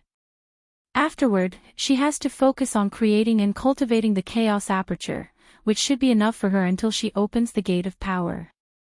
As for the final realm of primordial aperture, Su Shi plans to create this stage after ascending and learning more about the world.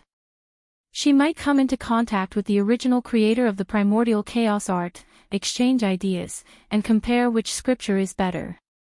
She looked at the woman before him, surprise flashing in his eyes. The Tao of Time. He immediately knew this battle would be more intense. Anyone who can prove the Tao with any of the outlaw Tao should not be underestimated, especially one who became an eternal emperor. She no longer hesitated as he awakened his Tao body. Red markings appeared on his face before trailing down to his upper chest, and his pupil and hair turned golden, releasing a terrifying battle intent. A gold and silver armor appeared around his body, covering every part of his body except the head. She raised his hand, and a pure black halberd materialized in his hand. Su Shi's eyes squinted after seeing her opponent's armor and weapon. She could tell it was the latter's proving Tao artifact, but she focused on it because of the hidden fearful aura she sensed. After the latter awakening, Su Shi sensed he only achieved a Grand Tao boost of 3%, but the latter's Emperor artifact gave a 10% Grand Tao boost. How is that possible? She doubted even the Heavenly Emperor's artifact could not be this powerful. Suddenly, she thought of something. Did he use the power of the broken Empyrean artifact to refine and temper his proving Tao artifact? She immediately analyzed the pros and cons of this method. The pros are obvious, creating such a powerful weapon that every emperor would be envious. However, there is also a con. The Empyrean artifact should contain the Grand Tao source of its owner. If not careful, other lesser or weaker artifacts could be contaminated by the latter's Tao, rendering them useless. Su Shi did not waste time as she also awakened her Tao body. A cloud-like shawl floated above her head while the two ends embraced her body. In an instant, she became more divine and noble, just like an immortal goddess descending to the world of mortals. She raised her hand, and a small cauldron or pot floated above her palm, releasing the terrifying power of primordial chaos.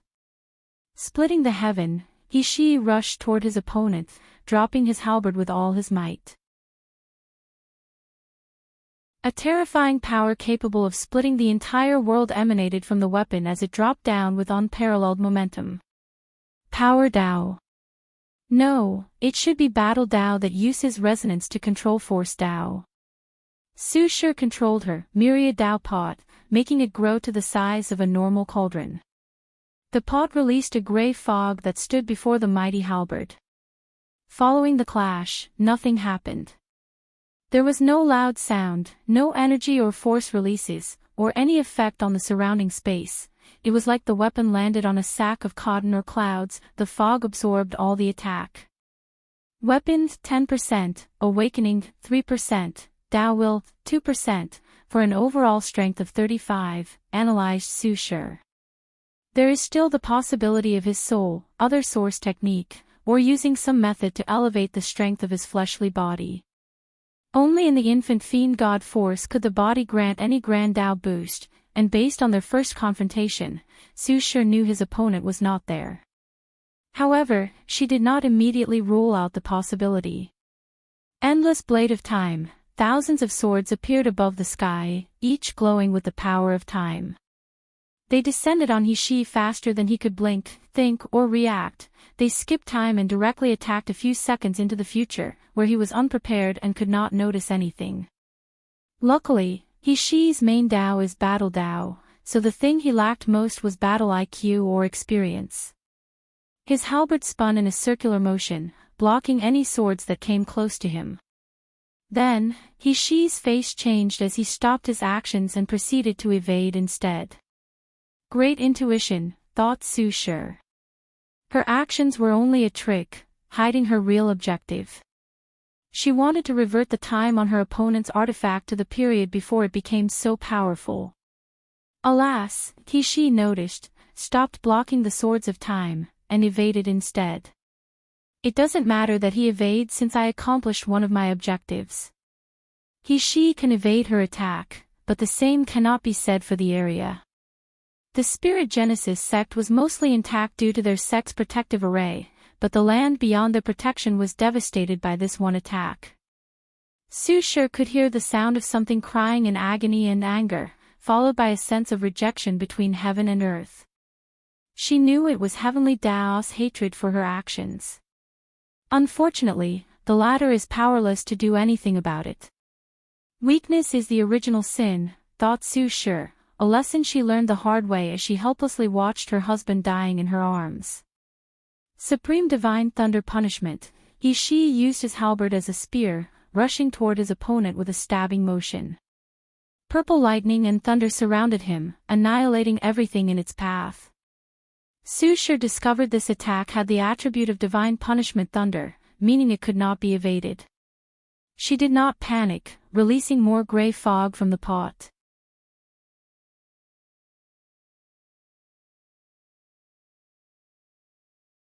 (942) Battle of Eternals. 2. Su Shi's sword should have returned He-Shi to a state of chaos, similar to the universe's beginning.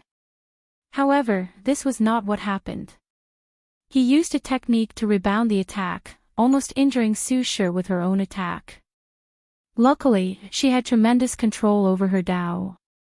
Taking advantage while they were in close proximity and the fact she was distracted dealing with his rebound, He-Shi head-butted her.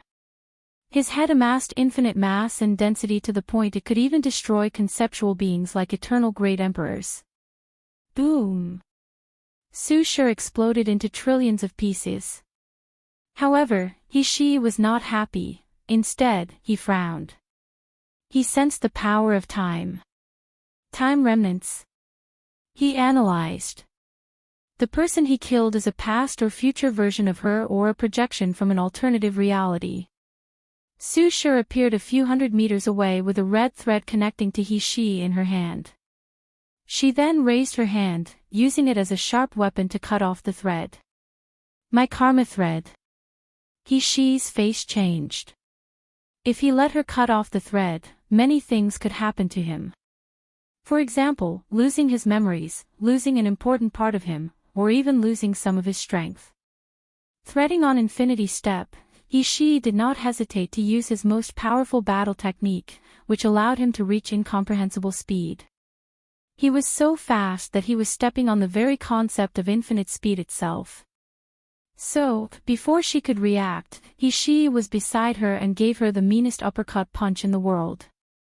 Su Shi turned into a brilliant light that flew into the heavens and crashed into the sun, her beautiful jaw obliterated.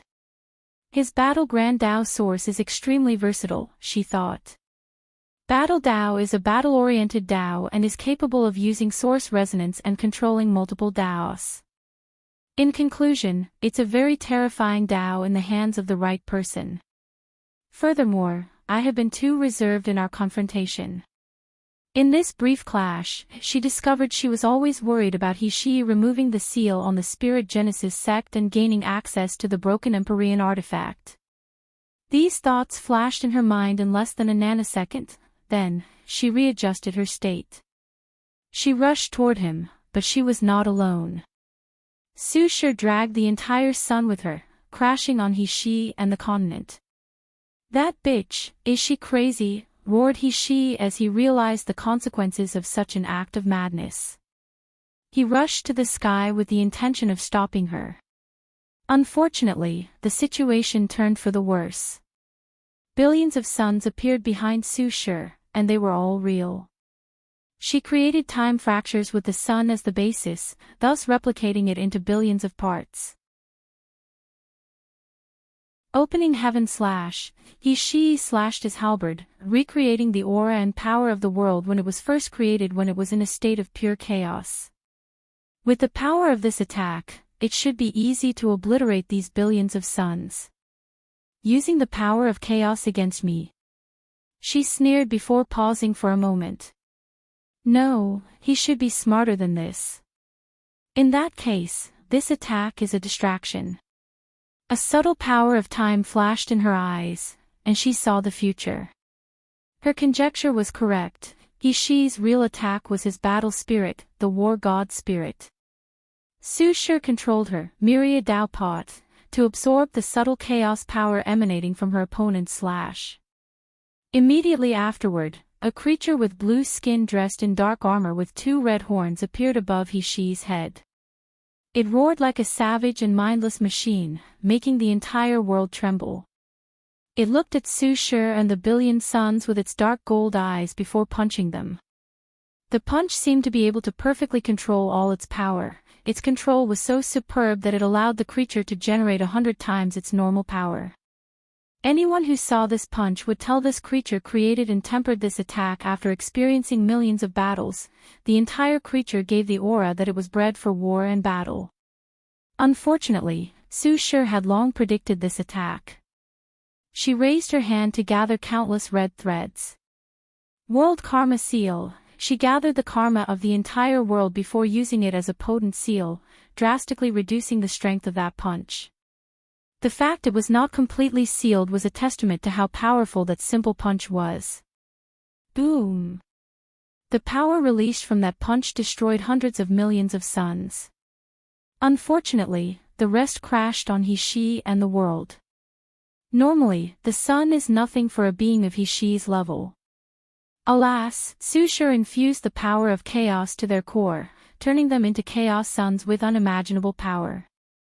However, she did a great job hiding their aura to lure Shi into a sense of complacency. The world was in chaos after so many chaos suns dropped on it. The space-time continuum was unstable, the laws of heaven and earth became chaotic, and trillions of lives died. The situation would have been worse had those other factions acted promptly and activated their faction's Emperor Ray. At the center of the explosion, Shi floated in the void. His armor was intact, but his face melted, leaving only part of his skull. However, he instantly regenerated his handsome face. Just like he failed to inject his Dao into Su Shi's body in that last attack, she did not succeed. As such, this kind of injury is nothing to an eternal emperor. Shi looked at the destruction around him, and a great anger rushed into his mind. As the most powerful sect in the world, the Spirit Genesis considered the battle spirit world their property. But now, some stranger came in and caused so much damage to their possessions. Calm down, and think about the positives, thought Shi, exhaling deeply. After fixing the mess she created, I should receive some merit from heavenly Tao. Although he convinced himself of this, he knew the loss of the sect was not as simple as seen. From this attack, they will lose the prestige gathered for countless generations, affecting their chi luck and destiny. As the strongest sect, how could they suffer such tremendous loss? How come they couldn't even protect their world? Many people will have this idea and begin to test the Spirit Genesis sect. If things develop in the worst direction, some of their enemies will become bold and directly attack them. Shi finally calmed down, so he used his divine sense to send a secret message to some factions, prepare to open the void battlefield. His voice was cold and full of killing intent, indicating a terrible fate would befall anyone who did not follow his order. He looked at Su Shi, his eyes red with anger and hatred. However, the reply he received was indifference and maybe even a little scorn. Su Shi did not feel bad about her actions. Being of their level have different levels of morality. Furthermore, she understood that if she did not do this to the battle spirit world, they would have done it to the myriad emperor world. She read the history of the martial hegemony world and knew they were once invaded by a foreign Taoist faction, almost devastating their world. As such, she knew how cruel battles between different planes or worlds were. Su Shi even believed the assassin sent to kill the Heavenly Emperor also received orders to cause as much chaos as possible. As such, she will never show compassion regarding such a thing. Battle Spirit World, a few minutes ago. What is the situation? Asked Patriarch He. No one can leave or enter the sect because of the powerful seal. I know this. I'm asking what are we doing to deal with the situation? His face was red, trying to hide the anger he was feeling.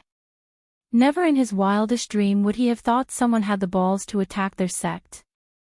All our immortals and insurgents are attacking simultaneously, but the seal is not budging, replied Elder Jia, stressed out beyond any level he has ever felt in his entire life. Even the ancestors can't do anything. Sadly, no. Patriarch He grunted, he caressed his temple, trying to think of a quick solution. Suddenly, he felt a wind around and looked up. Ancestor.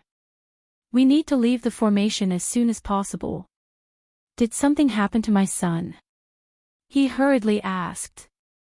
Not yet. Because of the seal, my senses are blurry. However, I have a feeling the enemy's plan is not so simple. Patriarch He sighed in relief. How do we deal with the situation? Without activating the force symbol mirror, the only way I can think of is to use the weapon slaves. However, is it worth it to use them now?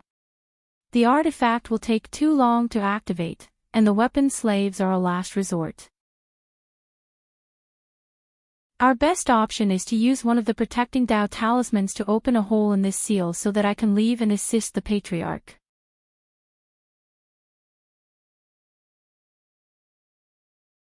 (943) Battle of Eternals 3. Protecting Dao Talisman, muttered Patriarch He, feeling a slight pain in his heart at the prospect of using these things. The Spirit Genesis sect has a few things that could be considered the ultimate foundation of the sect, and the first one is obviously the force symbol mirror. As long as the mirror is here, the sect can survive any trial, tribulation, or catastrophe. Another ultimate foundation of the Spirit Genesis sect is the protecting Dao talismans, derived from the force symbol mirror. Their ancestor found a way to condense the Empyrean power from the artifact into a talisman.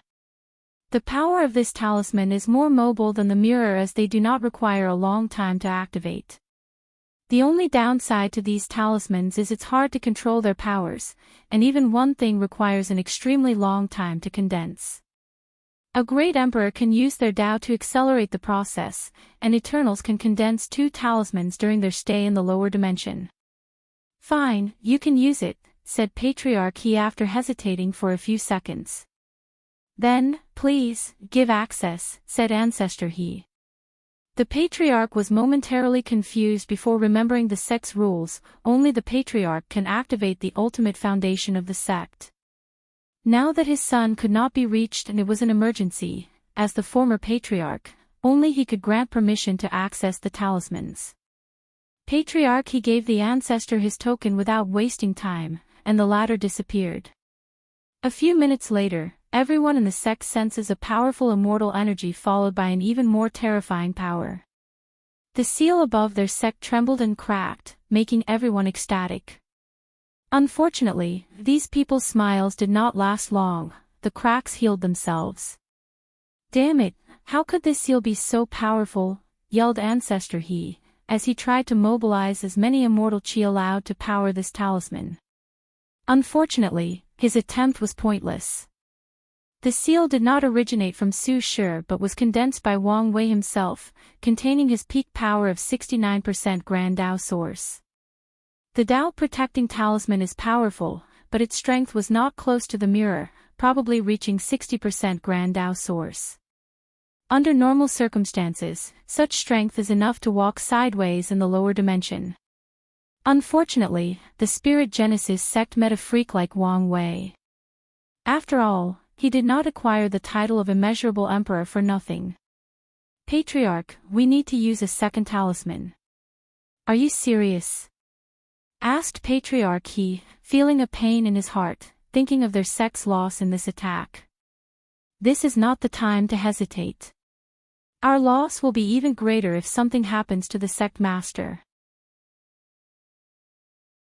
Patriarch He remembered his son who was in danger and gritted his teeth. Don't hesitate, use 2 more talismans to ensure nothing goes wrong.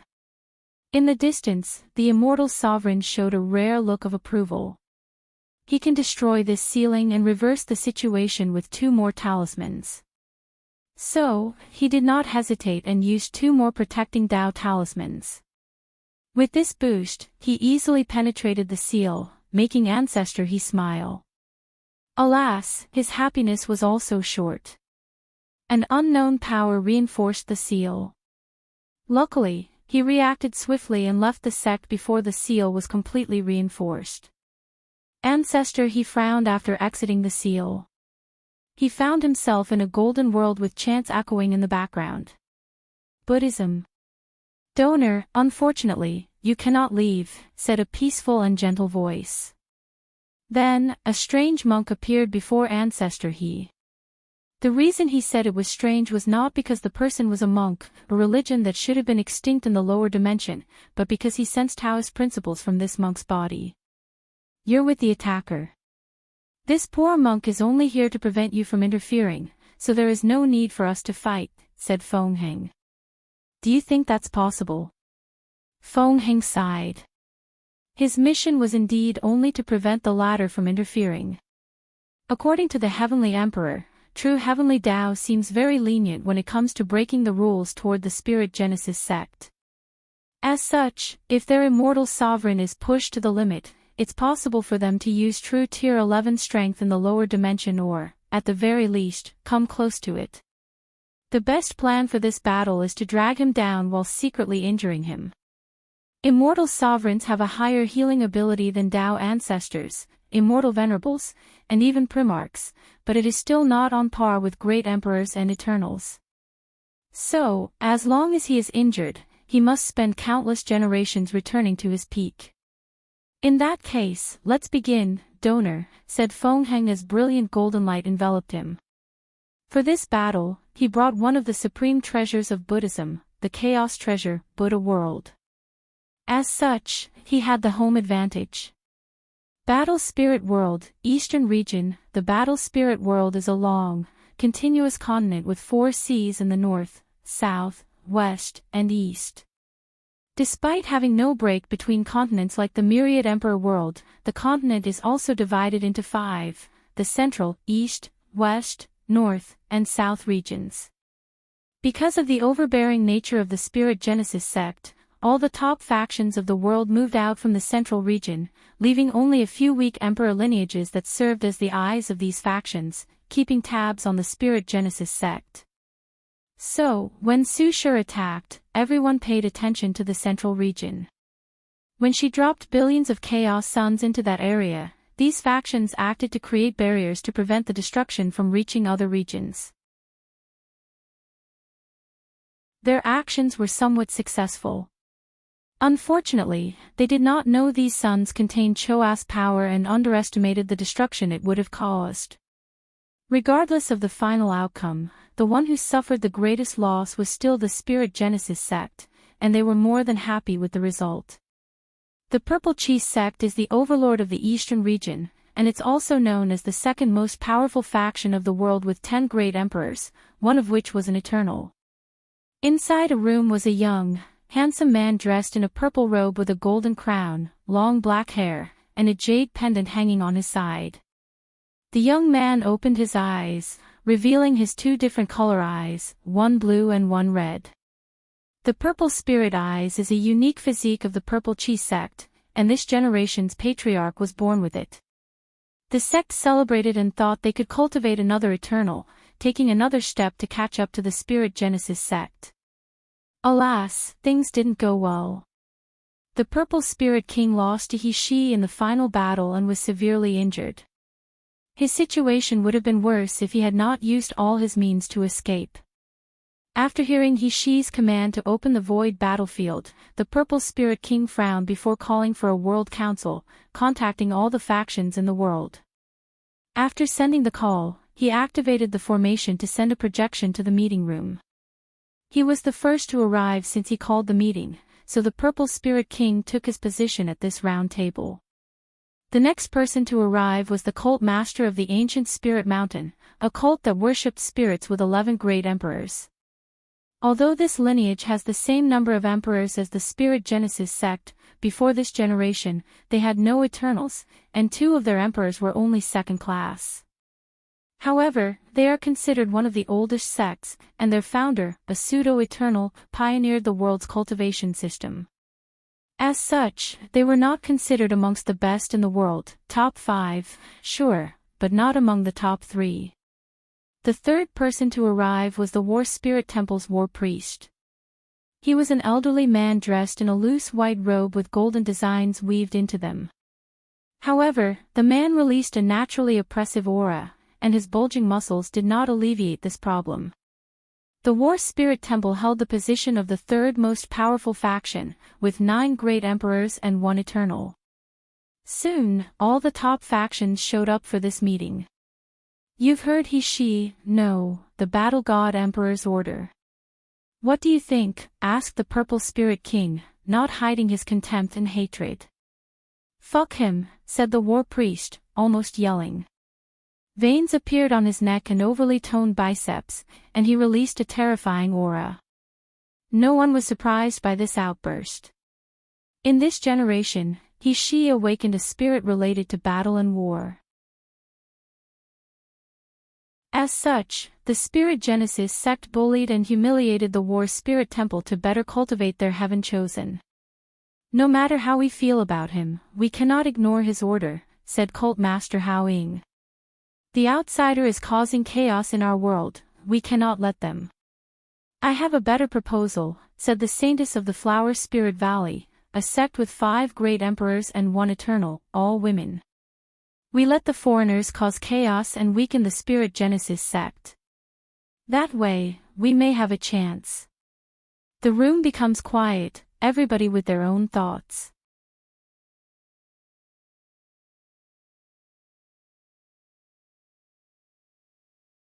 Your Excellency, whoever you are, it does not change the fact you are an outsider, said the Purple Spirit King, secretly swallowing his saliva to calm himself down. He did not succumb to the same gaze as the War Priest, but he felt an instinctual fear when the person revealed his presence. There is no point in saying these hypocritical words now, said Wang Wei's projection. You have an enemy, and the same enemy happens to be my enemy, so why can't we be friends? No one said anything for a while before the Flower Spirit Saintess asked, how can you help us? Simple, I will give you an excuse why you could not help He Shi, replied Wang Wei. I will send people to attack your factions, and that should be more than enough to explain to the Spirit Genesis sect once the battle ends. This might work. However, no one said anything afterward. Wang Wei shook his head, your hearts are full of fear. You have been oppressed for so long that you have developed the mentality of the weak, the mentality of losers. These people's faces changed and became ugly. They wanted to rebut him, but they did not dare. For one, they were scared of the intruder's display of power, and second, they knew he was correct. Let's fucking do it, roared the War Priest. Ha! You've awakened so soon. It seems I underestimated you.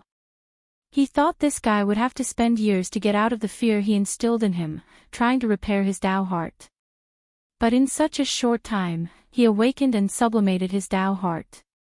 The War Priest snorted, our War Spirit Temple does not walk the path of invincibility, so defeat is acceptable to us. However, fear is only for cowards and the weak-minded. Although he knew he could not defeat this man, even in his entire life, he would never allow himself to cower before anyone, no matter who they were. Interesting, said Wang Wei as he looked at this man.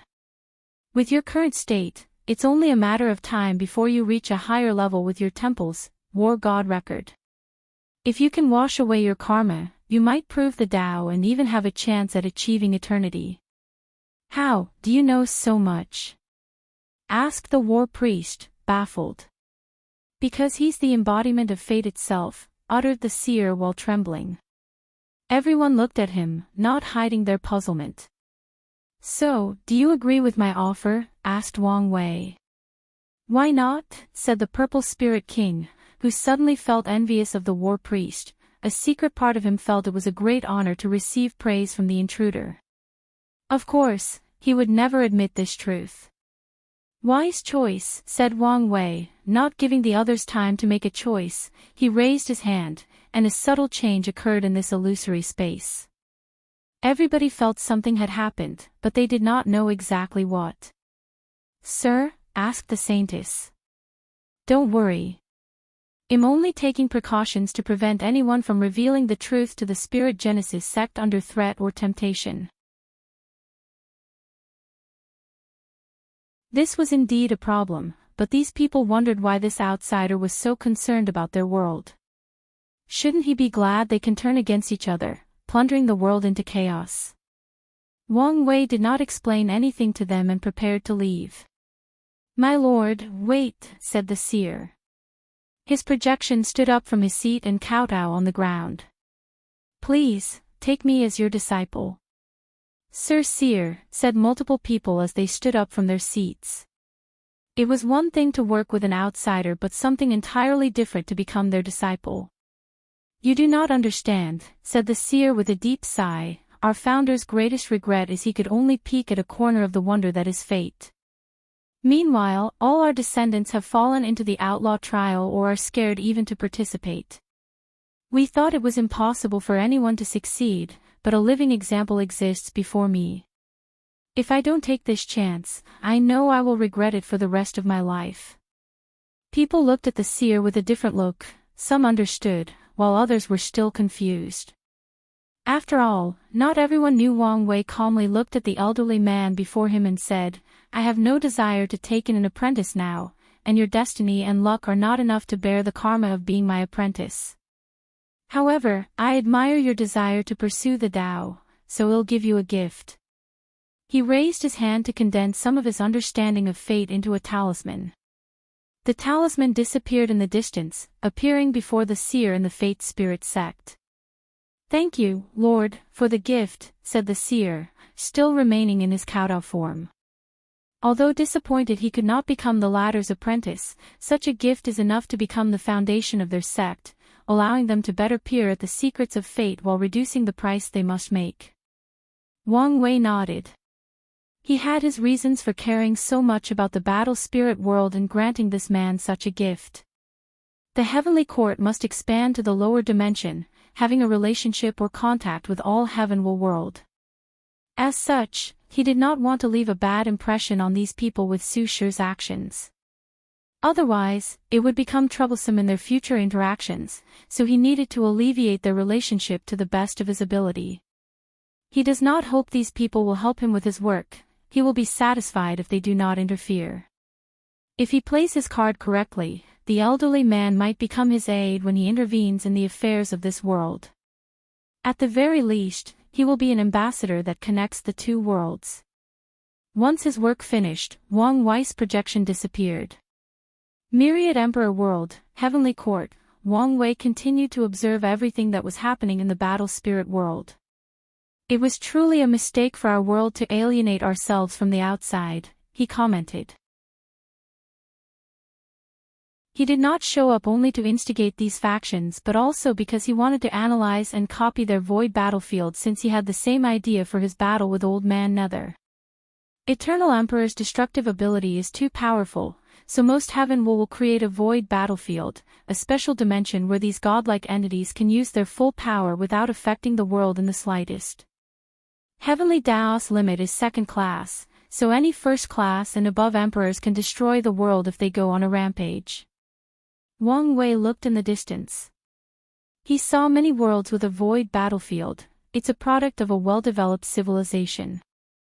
The Immortal Avenue Pact reduced the presence and battle of immortal powerhouses. However, if the world had a void battlefield, so many lives and world source could have been saved.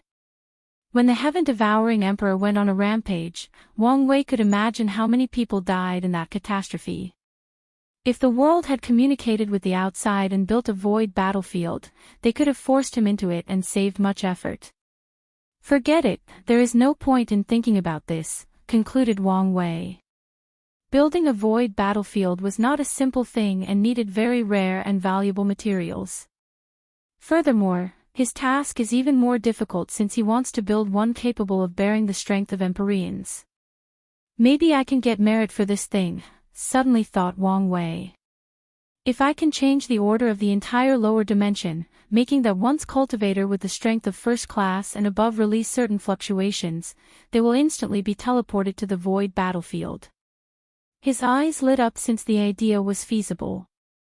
Upon success, he will save countless lives and save multiple worlds' countless world source. If I want to succeed, I will need a special void battlefield and also enter the taboo realm of Battle Realm. The best way to accomplish this plan would be to go to each world community and change things. However, Wang Wei felt it would be better for his strength to enter the taboo field and do it in one step. Such a method would ensure higher success, and he won't have to deal with all these people he knows will try to stop him for one reason or another.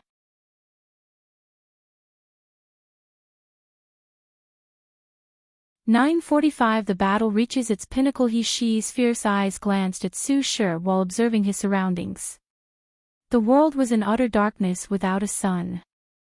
The yang and yin were out of balance, with yin energy overabundant. So many people died, and with the overwhelming amount of yin energy, countless ghosts or evil spirits were being born with each passing second. He Shi's mind flashed to how peaceful and beautiful the world used to be and compared it to now, and his anger maxed out. Fighting heaven and earth, a terrifying fighting intent manifested around He Shi drastically increased his aura. A source technique, thought Su Shi with a serious gaze, analyzing the situation. She saw the latter condensed an immense amount of fighting intent that exists between heaven and earth to boost his strength. He Shi waved his halberd like it was a toy with no weight. Then, he disappeared and reappeared before Su Shi and smashed down. The space around her compressed, not giving her an opportunity to react or escape. With that swing of the halberd, it was like the entire world was against her. Boom. Su Shi's body could not withstand the power behind that attack, so she exploded into a brilliant mist of light. He Shi frowned as he knew things were not so simple. As expected, less than a second afterward, her body recondensed on its own. Life and death Tao. It was already difficult to kill eternal emperors, but now he was facing someone who controlled these two Daos that were excelling at healing or overcoming death. His strength increased only by 1% Grand Dao source, yet I find it difficult to keep up, thought Su Shi with a sigh. Since one attack cannot kill you, I will use 1,000 more, said He Shi with a sneer. Dividing heaven and earth, He Shi proved the Dao using battle and martial art, so his arsenal of techniques are diverse. One of his signature techniques used dividing Dao, allowing him to separate things into two or multiple parts. So, with this one slash, he had the power to divide the entire world into two. He focused all the strength of this technique on the attack, targeting only Su Shi and minimizing the damage to the battle spirit world. Chaos armor, Su Shi's myriad Dao pot, released a great amount of gray clouds, condensing them into a shield around her. Crack! Her defense almost crumbled as cracks materialized all over the cloud. Her face became pale as blood trickled down the corner of her mouth. One drop of blood fell on the ground and, before hitting the earth, turned into a vast ocean that flooded countless dynasties, both mortal and spiritual. Dividing primordial chaos, He Shi attacked a second time, targeting his opponent's unique power. As his halberd fell down, it now contained the power to divide primordial chaos, the fundamental force that exists at the beginning of the chaos universe. Su Shi knew the power of this attack and the fact she could not block it. So, as she abandoned most of her defense and focused on the opponent's Tao will. All she needed to do was to prevent He-She's Tao will from entering her body and soul, then, she could revive herself. Boom! The fog was useless before the halberd.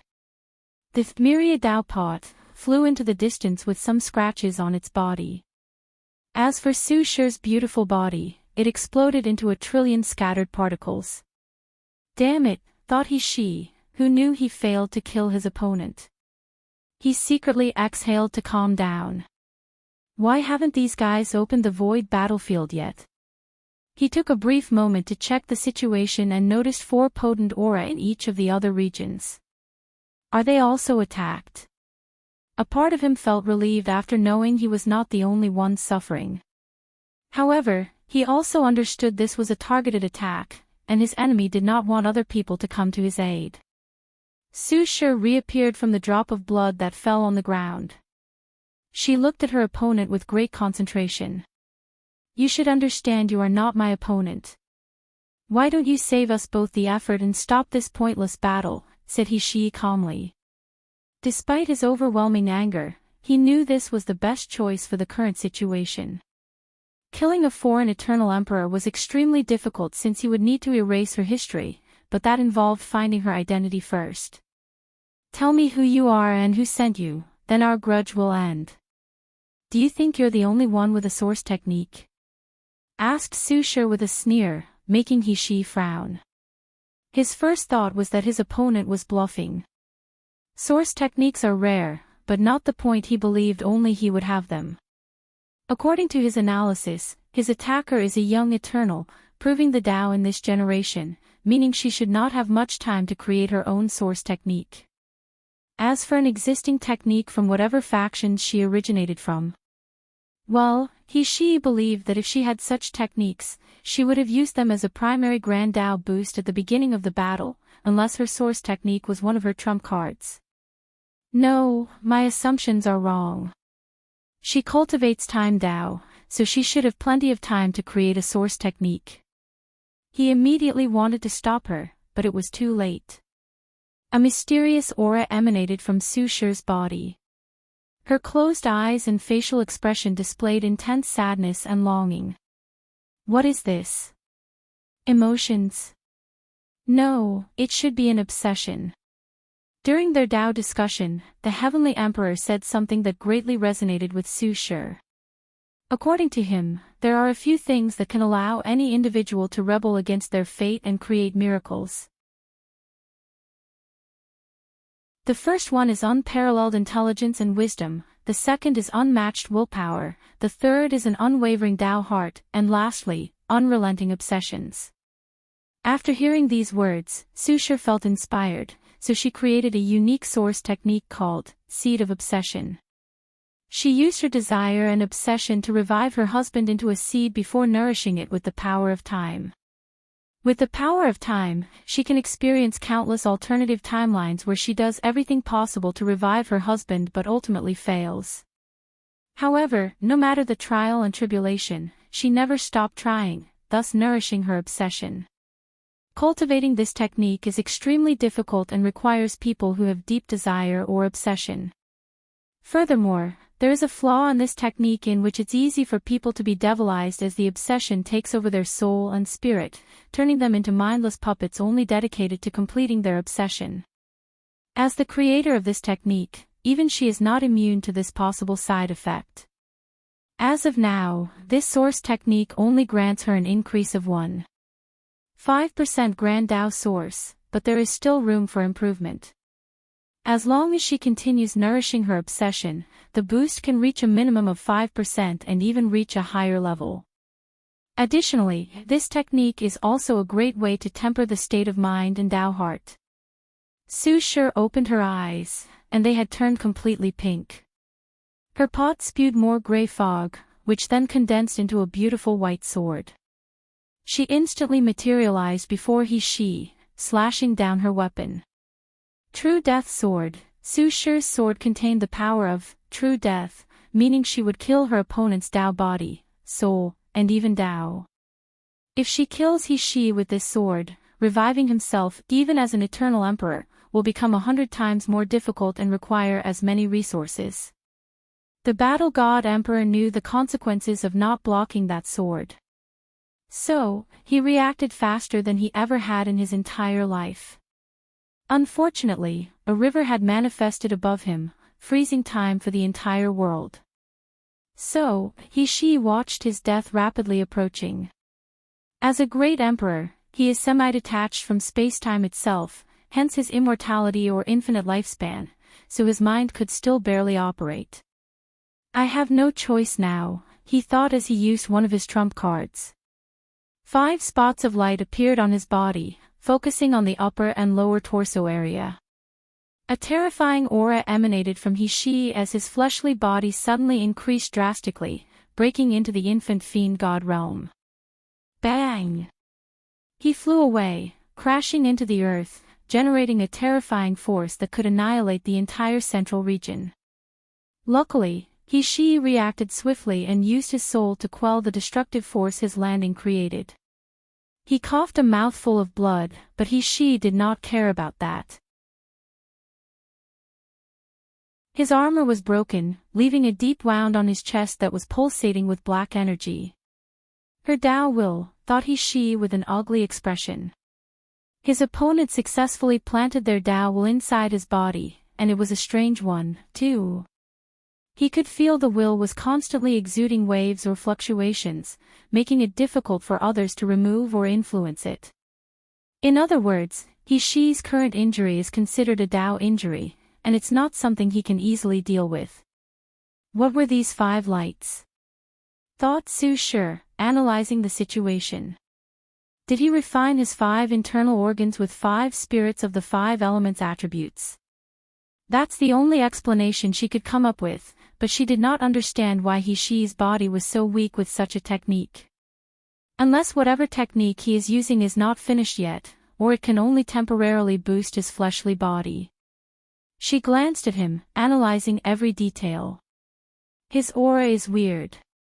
His strength did not seem to increase, but his overall defense seemed to be boosted by a few %. The situation immediately changed the battle. Su Shi's current strength should be above he by 0.5% Grand Tao source. However, with the anomaly of his new technique, his defense increased by another 2% Grand Tao source. Since only his defense increased, I only need to do one thing, try to aggravate my Tao will inside his body and weaken him. Su Shi watched the battle between the Heavenly Emperor and Di Tian, learning from it, especially Wang Wei's application of his Tao will and will manifestation. Then, she created her own application called Fluctuation, using her knowledge and understanding of music as a base.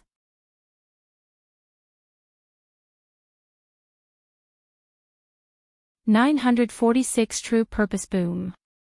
Boom. Boom." Su Shi and he kept clashing. Their battle took them everywhere in the central region, wreaking havoc everywhere. By now, there were no living beings in that area. A few emperor lineages were lucky enough and acted swiftly enough to use their sects emperor array to run away from the center of the battlefield. Alas, the mortals and weaker lineages did not have such luck. If not for the other factions isolating the central region, the devastation caused by these two would have spread throughout the entire battle spirit realm. Their clashes were non-stop. Upon closer observation, it's obvious he was in a hurry. Meanwhile, Su Shi was more composed, focusing on preventing her opponent from healing by removing her Tao will. However, she also was not in the best shape. She discovered that prolonged fighting would affect the seed of obsession, increasing her chances of being devilized. She realized her technique was still flawed and needed to be improved. But a world Feng was having the easiest time. He only needed to keep his opponent from leaving. Meanwhile, Ancestor He, who had countless minor injuries, gritted his teeth in anger as he tried his best to kill the damn monk. "Donor, why must you do this?" said Feng as he slapped his opponent away with a shining golden palm. "You damn monk, you will regret your actions. Donor, anger is not good for your body." So, let's stop this pointless battle. Ancestor, he was disgusted by this monk's smug face. Do you think I don't know where you're from? Oh, please enlighten me. The path of Buddhism was cut off from the myriad emperor world. It is the source of the absolute beginning magic. Only from there must it be resolved and allow monks to appear in this world. Feng Heng sighed, this poor monk cannot belittle the heroes of the world. Ancestor, he frowned, this was not the reaction he expected after revealing the news. The latter did not seem to care about revealing his identity. Donor, you seem to have something in your mind. You don't seem to care about your identity being revealed, even with the prospect of an interplanar war. That is correct. Why? What do you think? Asked Feng Heng with a smile, and Ancestor He's face suddenly changed. He remembered when he tried to pierce through the seal around the sect. A mysterious force appeared and prevented his action, and that power was extremely scary. Does the myriad emperor world have a powerhouse with such power? Impossible. It must be some sort of weapon. However, such a conclusion did not make the situation any better. Such strength is capable of competing with the four-symbol mirror. Therefore, it was not in the Spirit Genesis sect's favor for their enemy to have such a weapon. Do you think such a simple trick can affect my mind? Said Ancestor He with a sneer. Donor, you can think whatever is soothing to your sanity, replied Feng Heng with a humble and polite smile. He looked in the distance, it's almost time. Spirit Genesis sect, Patriarch he waited patiently while tapping his right foot, what is taking so long? Sorry, Patriarch, the seal has also affected the mirror, so it's taking longer to activate, replied one of the sect's elders. We cannot wait any longer. Then, what do you want us to do? Use a sacrifice, is this really necessary? We only need to wait a while. Asked Patriarch Jia. This is not the time for hesitation. Each passing second means a new variable. According to their plan, the ancestor should have dealt with the situation by now, or at least give him an update. But a few minutes had passed, and there was no news. This could only mean something unexpected had occurred. Very well. The elders sent the orders, and someone executed them. In a secret dimension of the sect stood a bronze mirror. In the back was an engraving of the divine beasts of vermilion bird, black tortoise, white tiger, and azure dragon, each positioned in the correct cardinal directions of south, north, west, and east. There were cracks on the side of the mirror, and it was surrounded by countless runes. A person walked into the room carrying 3 others in chains and tattered clothes. The man carrying the prisoners did not waste time as he immediately recited a spell. Following this, the 3 prisoners had their blood drained by the mirror. They tried to resist, but it was futile. The mirror seemed greedy and absorbed their flesh, blood, soul, and inner worlds before releasing a terrifying aura. Finally, it released a brilliant light that directly attacked the seal. Buddha world. Feng Heng suddenly paused as a voice entered his mind.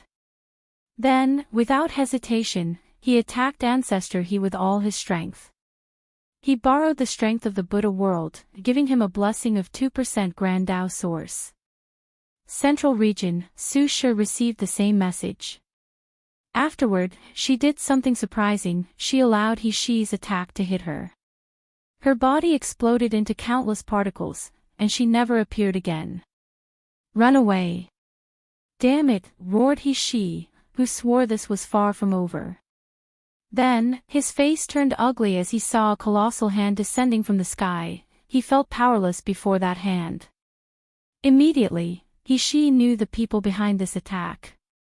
There has only been one thing he felt this powerless, it was when he invaded the myriad emperor world's cleanup. That young man did a random punch and almost killed him. His body trembled, but he stimulated his pain receptors, using pain to combat the fear. No, I cannot die yet. Luck was in He Shi's favor, or Wang Wei's attack was never him in the first place. The hand directly confronted the beam of light released by the mirror, and they were in a stalemate for a while. The world should have been in absolute darkness due to the lack of the sun, but the confrontation of these two illuminated everything. Impossible. How could he be so powerful? Alas, no one paid attention to him, let alone responded. Wang Wei's hand confronted the beam of light for a few seconds before dispersing. A few seconds later, the beam of light disappeared, making He Shi sigh in relief. Unfortunately, his happiness was too soon. The same hand appeared again, and its target seemed to be different. The Spirit Genesis sect's Chi Lux dragon manifested, illuminating the world with his multicolored body. The big hand targeted a crown on the dragon's head with the character 4, strongest. No, roared He Shi, and the dragon felt his emotion. It tried to resist, but it was futile. Activate the mirror again, ordered He Shi, but his orders were useless. True heavenly Tao was lenient against their sect, but there was a limit. The previous confrontation was already too much, so how could it allow them to activate the broken Empyrean artifact again and to such a level?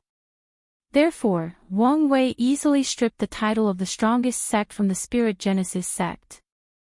Myriad Emperor World, Tao Opening Sect, Wang Wei gazed at his hand, which was bleeding profusely. Wire, you're injured, said Yu Yan with a slightly open mouth. Indeed. Can someone injure you? It's an artifact, he replied calmly. Are you okay? Better than ever, he said with a brilliant smile. Invincible was indeed lonely, hence why he was looking forward to his battle with Old Man Nether. Now that he was injured, he was happy, knowing the lower dimension still had many unknown variables he did not know. Why aren't you healing? She asked. I don't know, but it seems higher tiers have a natural ability similar to Tao Will when confronting lower tiers, analyzed Wang Wei. He now knew that regular Empyreans could easily injure and kill even Eternals, even without Tao Will. What should we do? Do you want to contact Elder Dan? No need, replied Wang Wei as he cut off the injured hand and regrew one. He could feel it was still weak and would require some time to heal perfectly, but it was better than before. Anyway, everything was worth it, said Wang Wei as a crown appeared on his hand. This is. From now on, our sect is the strongest faction in the lower dimension. He waved his hand, and the crown fused with the sect's Chi Lux. If Wang Wei did not hide it, terrifying visions would be visible to the entire world. However, unlike the Spirit Genesis sect, he wanted to be more low-key. Regardless of his intentions, the insurgents and immortals of the sect detected the change in Chi Lux, and they were all surprised after learning the truth. Meanwhile, Wang Wei waited for someone. Luckily, he did not have to wait for long. Soon afterward, Wang Ju appeared before him, kneeling on one knee with something in her hand. Wang Wei glanced at the head, who looked shocked, confused, and horrified, and asked, Your mission succeeded? Yes. The assassination was successful.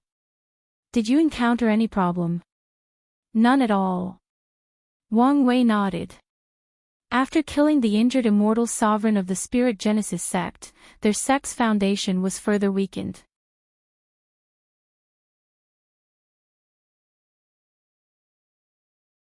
"947 Mission over accomplished. Wang Wei took the head, looking at the middle-aged man. He could be described as extremely handsome, probably a lattice man. However, with his current state, none of that mattered. Wang Wei pointed to the head's forehead, manifesting a dark gray complex runes. Curse of Fate. He used Ancestor Jia's head and his connection to the Spirit Genesis sect to place a terrifying curse on their members. Wang Wei was extremely careful not to alert everybody else, especially their potent artifact. Luckily, the sect was still in a state of chaos, and the artifact was in a semi-recovering state, making it the perfect time to cast this curse. This should be enough preparation, he thought. Is there anything else you want to report? Asked Wang Wei. Yes, nodded Wang Ju. Although I was limited by time, I acquired some valuable information and also hurt their sect's foundation. Oh, do tell. Wang Wei only tasked her with the assassination. He knew the danger. Therefore, he did not want her to take the risk. I learned they have two ultimate trump cards besides the artifact, the protecting Dao talismans and the weapon slaves. One of their immortal sovereigns used the talisman to break through the seal. Wang Wei remembered the power that broke his seal, which was different from the artifact he had just confronted. The weapon slave. I only heard the name but no information, but we can deduce some information based on the name. True. Weapon salved slave to a weapon. What weapon could anyone or anything from the Spirit Genesis sect be? Of course, it's their broken Empyrean artifact. The concept of weapon slave exists in the myriad Emperor world, mostly in sword Dao factions or weapon refining lineages. Some weapons are too powerful or have too much negative or baleful aura, demonizing them. If their users cannot properly control these weapons, the weapon will consume their souls, turning them into mindless creatures controlled by their whim, in other words, weapon slaves. Many sword factions will purposely cultivate sword slaves to use people's souls to nourish the spirituality of unique weapons in their faction, ensuring the sword intent, sword will, or Dao rhymes of these weapons do not dissipate after countless years. With this knowledge, Wang Wei and Wang Zhu could deduce the Spirit Genesis sect cultivated unique weapon slaves using their artifact. They infused the Empyrean power in the sect in a person, drastically increasing their opponents. Such a person must have terrifying strength, probably close to Wang Wei's. However, they will never make any advancement in their cultivation and must remain hidden to prevent from being liquidated by true heavenly Dao. Furthermore, their lives are now tied to that artifact, meaning they would cease to exist if something were to happen to it. What else did you do? Asked Wang Wei. I used divination to find the place with the most concentrated luck of their sect and discovered a unique medicine field of their sect, full of emperor medicines, and they seem to have been cultivated using the artifact. Did you bring it? Asked Wang Wei with shining lights. No, I destroyed it, said Wang Zhu before quickly explaining. I had little time, and powerful formations and dozens of insurgents protected the field. In a hurry, I had to explore the entire thing. Relax, I don't blame you, reassured Wang Wei. Although he felt it was a pity, it could not be helped, given the situation. I'm just glad you're okay and the enemy suffered, said Wang Wei with a brilliant smile. You did an excellent job this time, even exceeding my expectations. There will be plenty of rewards for you later, however, the Fate Shadow Guards still need you to oversee everything. It's my honor to serve the young master, bowed Wang Zhu before disappearing. Wang Wei was in an excellent mood, so his smile did not disappear. He looked in the distance where Feng Heng and Su Shi waited for him. He sent a projection. Thank you for your hard work, said Wang Wei. I'm sorry, Your Majesty, this poor monk could not kill the immortal sovereign. Oh, what happened to him? He exploded his body to open a tear in my Buddha world and escape. However, I did injure his soul while he was running away. In that case, it's fine, your reward is still the same. Wang Wei chose to be generous. After this battle, ancestor, he is basically crippled. The essence of immortal sovereigns is still tier 11 despite their tier 10 strength. As such, only resources of the same level can heal him. But where does the lower dimension have any tier 11 spiritual herbs or medicine? His only choice is to use emperor herbs, but the vast difference between tier 10 and tier 11 makes it extremely difficult to use lower tier resources to heal. The effect of using emperor herbs or pills to heal would be the same as a quasi-emperor using profound tier resources to heal himself. Before Wang Zhu destroyed the medical field, ancestor, he might have had a chance. After all, the Spirit Genesis sect was probably using that medicinal field to grow top-tier emperor medicine using the power of the broken Empyrean artifact. But now, it was destroyed. Feng Heng felt relieved after hearing this. Wang Wei looked at Su Shi and said, you did an excellent job. He then sighed, fellow Daoist, I have to say, from ancient to modern times, you're truly a talented emperor. After seeing that battle, seeing her application of the Tao will and her source technique, Wang Wei had a newfound admiration for her talent.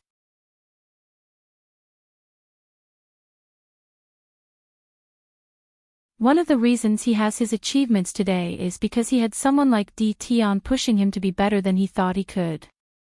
Maybe these people will also bring out more hidden potential while in the Emperor realm. So, Wang Wei was looking forward to it.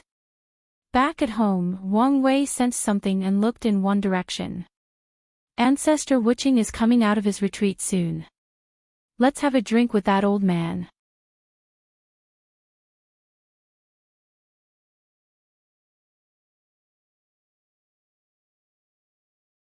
I will use my spleen as the source of earth elements to nourish the soil and regrow the destroyed mountains, forests, and spiritual veins. The organs in his hand disappeared, and the world magically changed. The destroyed soils regenerated, mountains grew from the ground, becoming taller than they ever were, forests instantly grew from the ground, and more importantly, the destroyed spiritual veins on the ground reconnected and regrow, turning the central region into a paradise for cultivators, even more than it used to be. I will use my blood to revive all the lives lost in this disaster, continued He, his voice echoing between heaven and earth. He used a spell that requires a sacrifice, which is his blood. His purpose is to revive all the people who died in this battle, and as an emperor, one drop of his blood is worth all those trillion upon trillion of people, including cultivators. He watched countless people appear in the central region, but he was not happy. The population was too small, especially the mortal population. After a moment of contemplation, he knew the reason. Great emperors and mortals are different dimensional species, so when the latter kills the former, they passively erase the existence of mortals. So, these people who died cannot be revived unless he used existence reconstruction on all of them.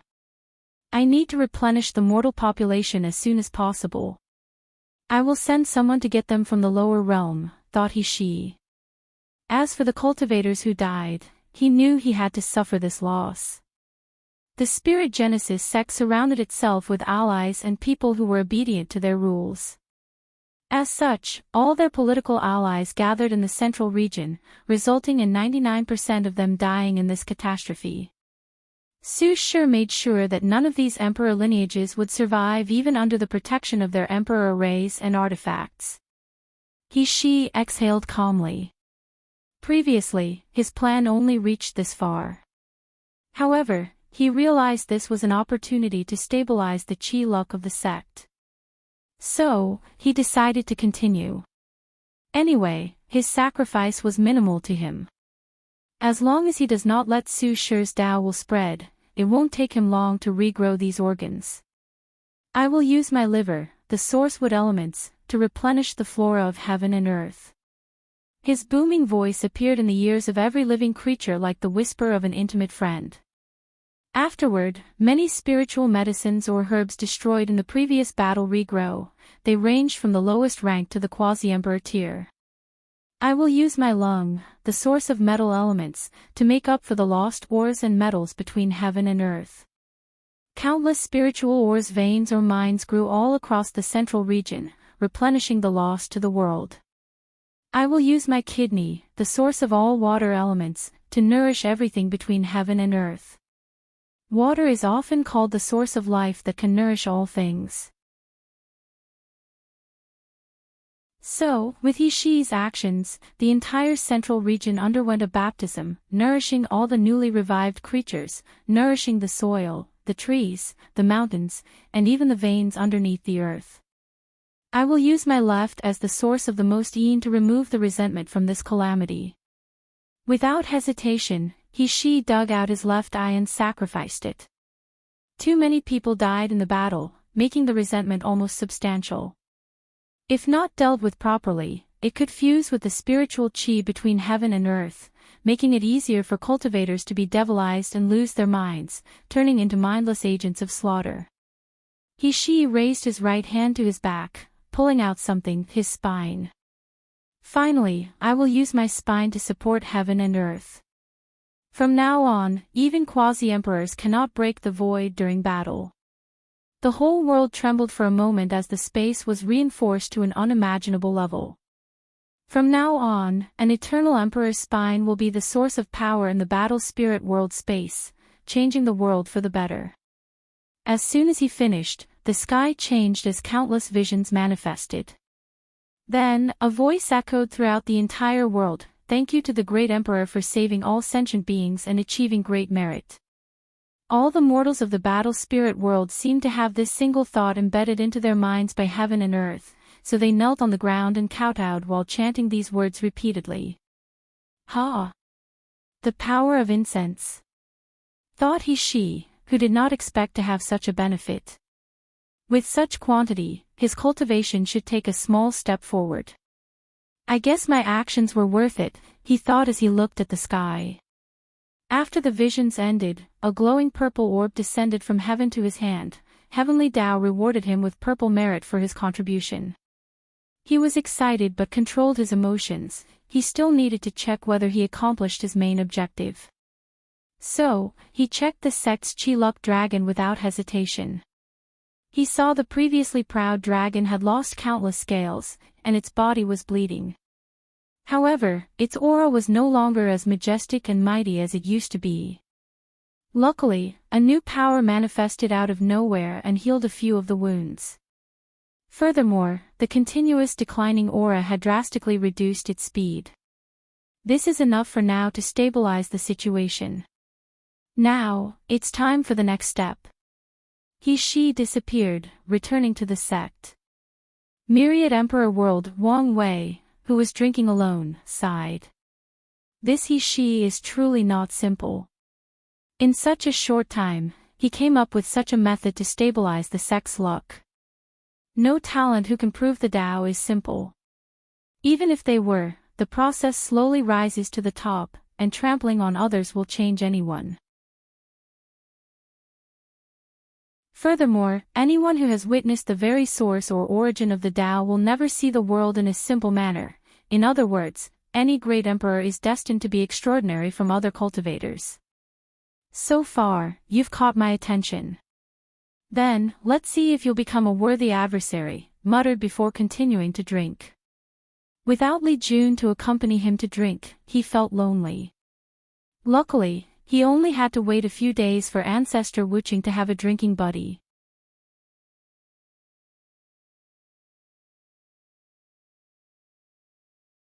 "949 Ruthlessness." She sat on a throne, the room turning completely red due to his anger and killing intent.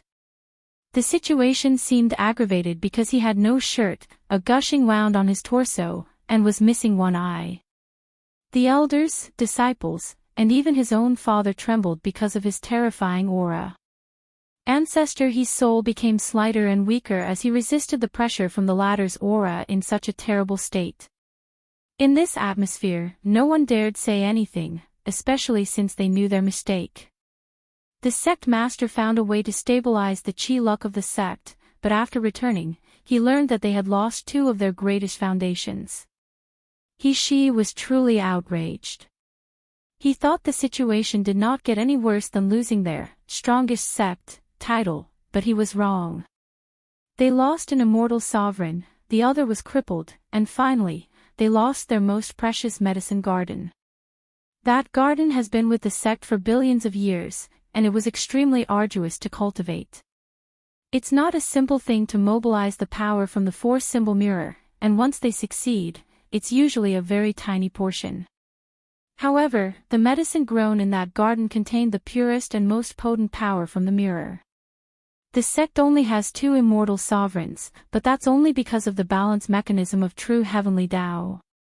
As long as they want, they can use the resources in that garden to train countless immortal sovereigns. Now, it is all gone. Years of effort, planning, and biding their time wasted in one instant. She looked at all these people, and all he could think about was how incompetent they were. If they were not members of his sect and his family, he would have slaughtered them all. He took a deep breath to calm down. Now was not the time for agitated emotions or even holding people accountable. He needed to deal with the situation as soon as possible. Otherwise, the sect will suffer even more. He calmed down and entered a state of deep focus, analyzing the situation and planning his next step. That bastard, Wang Wei, is ruthless.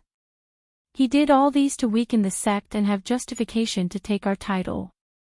He knew the title could not be taken simply because someone desired it, they must meet certain conditions.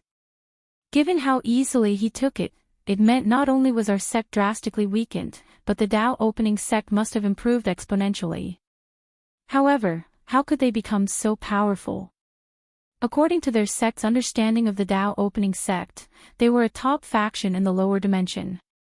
However, it did not change the fact they have been weakened over the years because of the 9 Emperor curse and due to their isolation from other world communities. At best, they would be in the top 100 factions of the lower dimension, so how could they get their hands on the title of the strongest sect? Can one eternal emperor make such a difference? Even if his strength is overwhelming, it takes time to set up the foundation of a sect. One powerful emperor is not enough to make the Dao opening sect's ranking jump so high. After all, Wang Wei had just proved the Dao not long ago, and he will eventually leave. So, what has he done to increase their sect's foundation to such a level in such a short period? He knew the source of this problem was this answer. He needed to find this information. However, after the failure of that assassin, he knew he had to be extra careful. He finally focused on the crowd, looking at them with his only eye. He removed his aura, allowing them to breathe. There are a few things we need to do. Firstly, send someone to replenish the mortal population. We can also win over the top factions in the greater 1,000 world and move them here. They will be our new allies from now on. Secondly, the sect cannot be without any immortal sovereign, so we need one as soon as possible. The room became quiet, with everyone looking at each other, but no one spoke. If you have something to say, do it and don't waste my time. People hesitated for a while. Patriarch Jia looked at Patriarch He, hoping he would be the one who spoke. After all, it was his son. However, the latter pretended he did not see anything. In the end, Patriarch Jia secretly gritted his teeth and said, "Sect Master, the second objective is obvious to all, but how to accomplish it? We lost our supreme garden, so it's not easy to cultivate another immortal sovereign." "I'm aware of this," replied He calmly. "In this situation, we need to use drastic measures. Send a weapon slave to capture a few immortal sovereigns, and we will control their souls." Everyone frowned as they pondered the feasibility of this method. Immortal sovereigns are tier 11, so it's impossible to control their soul or even their bodies. However, if they used the 4-symbol mirror, which is of the same level and even higher essence, it's possible to enslave their soul. "That might work," said the disciplinary head. However, the weapon slaves need to act fast. Their sect had just activated the mirror to the highest level in a long time, so true heavenly Dao should be keeping close eyes on them, so deploying the weapon slaves is risky. "We only need to fight the right target and their location and act swiftly," said He. "Their sect's intelligence department has spread far and wide in the lower dimension, so it should be easy to find a few loose immortal sovereigns. Although rare, they do exist, and in the worst-case scenario, kidnap the ones from certain factions." "How about using the people from other regions?" suggested an elder. "Yes, these people purposely ignored us during this catastrophe. We should use this excuse to weaken them." "I agree. Even if we don't use their immortal sovereigns, we must attack some of them and plunder their resources to make up for our loss." Most people agreed with this idea. However, He shook his head. They did not have a legitimate reason to attack these sects since they also were attacked. Although he sensed there were some hidden secrets from this, he did not have any evidence. Normally, their sect does not need a reason to attack others or even blackmail some resources from them. However, the situation was precarious, so it was not wise to act in an overbearing manner. Otherwise, these factions might band together and attack the Spirit Genesis sect. Of course, this was not the main reason he disagreed with this method. The main reason is he sensed 15 immortal sovereigns standing together in the distance. He knew this was a warning from the other factions, telling him not to mess around during this time. Since the sect master made a decision, they could only accept it. Take care of the dead disciples, ensure they are properly buried and compensate their family. Began reconstruction of the sect. I don't think you need my help to do these things, said he. No problem. In that case, you're dismissed. Sect master, wait, said Patriarch Jia. What about the Tao opening sect? Are we just going to swallow this breath? Of course not, replied he with a deep killing intent. However, now is not the time to fight with them. He understood what kind of person Wang Wei was. His personality dictated he refused to suffer a loss. The first time they attacked him and the Myriad Emperor world was during their cleanup. However, Wang Wei killed countless heaven chosens, creating much hatred for the Spirit Genesis sect. Although few people knew they were behind the entire event, some did, and they did appreciate losing their talented disciples. As a result, they lost many business partners in the commercial hub. The second attack was the attack on their people on the commercial hub. The latter also violently retaliated. Finally, he recently sent a pseudo-eternal emperor assassin to test things out, but Wang Wei returned the favor by sending 2 eternal emperors. After thinking of this, he felt his anger returning, so he quickly exhaled. Everyone beside the ancestor can leave, he declared, and soon, only 2 people remained in the room. Sect master, I'm truly sorry about my incompetence. I don't blame, who would have thought their world had more than one eternal? How do you think they did it? There are 2 ways they could succeed, said Ancestor He. The first one is to refine the 9 devil god world, allowing their world to condense more than one heaven will. The second is merit. Merit? Yes. Buddhism's annihilation was a mistake, so true heavenly Tao owed them great karma. So, if someone could gather the destiny of Buddhism, break the absolute beginning magic, and revive Buddhism, it's not impossible to use merit to condense another heaven will. I see, nodded he. Unfortunately, either of these methods were not easily replicated. He did not think it would be simple to refine a heaven will with all these factions trying to protect the world. As for merit, that's even harder to amass, even if he tried to plunder from many factions across different world communities. Alright, you can leave. You don't have to worry about your injury. I will find a way to. His words did not finish as countless runes appeared in the room, making Ancestor He's face change.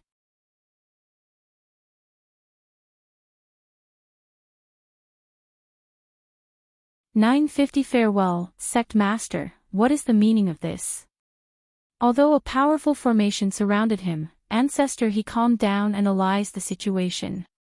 He knew panic would not help, so there was no point in letting such an emotion rule his thoughts and actions. There is only way for me and the sect to have a chance to fight a monster like Wang Wei, said he calmly.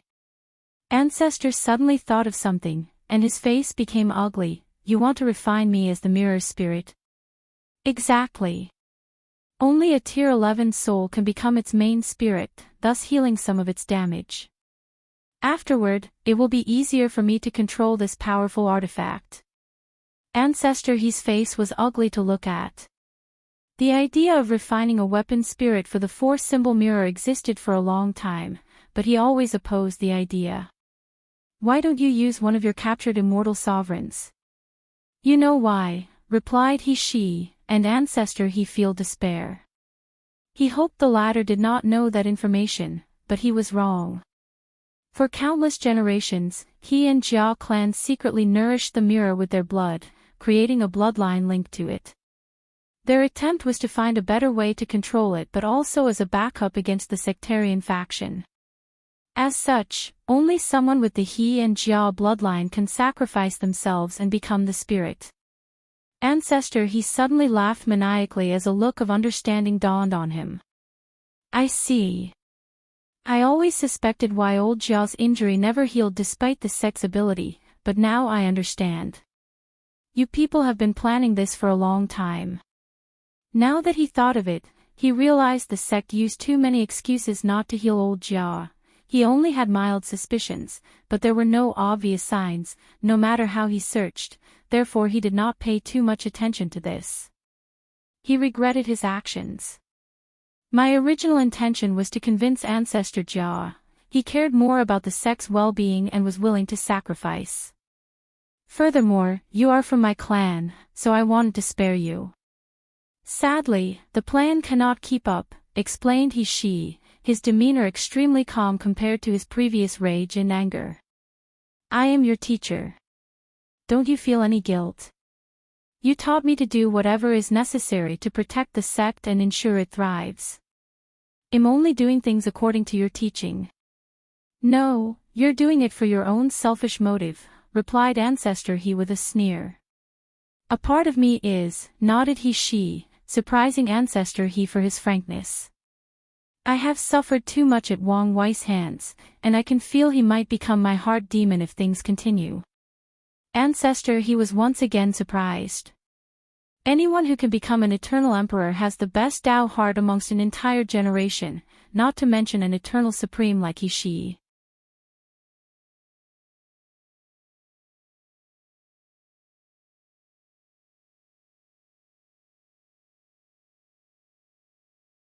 (951) Their turn. Now that this situation has been settled, Wang Wuqing decided to change the topic. Have you thought who will be responsible for breaking the 12 Emperor curse? He had absolute confidence that Wang Tian would win the next Heavenwall battle. In his long life, Wuqing has experienced countless geniuses of the sect, and Wang Tian's talent was one of the few individuals who reached the level of the founders. Sadly, he suffered the same fate as the others. His luck and destiny were too weak. Luckily, Wang Tian gave birth to a monster of a son, thus changing his destiny and luck. Without these two as a barrier in his cultivation journey, his accomplishments would not be lower than the ancestors. Do you want either Kai Song or Jin Mengyao to be the 12th and 13th emperor? Or do you want to use one of the sleeping geniuses of our sect? With the new bloodline, they now have the talent and destiny to compete for these positions. What do you think? Asked Wang Wei, sipping his wine. The 12th emperor does not matter, but the 13th must be unparalleled in strength if they want to break the curse. Honestly, the best option is to wait for your father and have him be the 13th.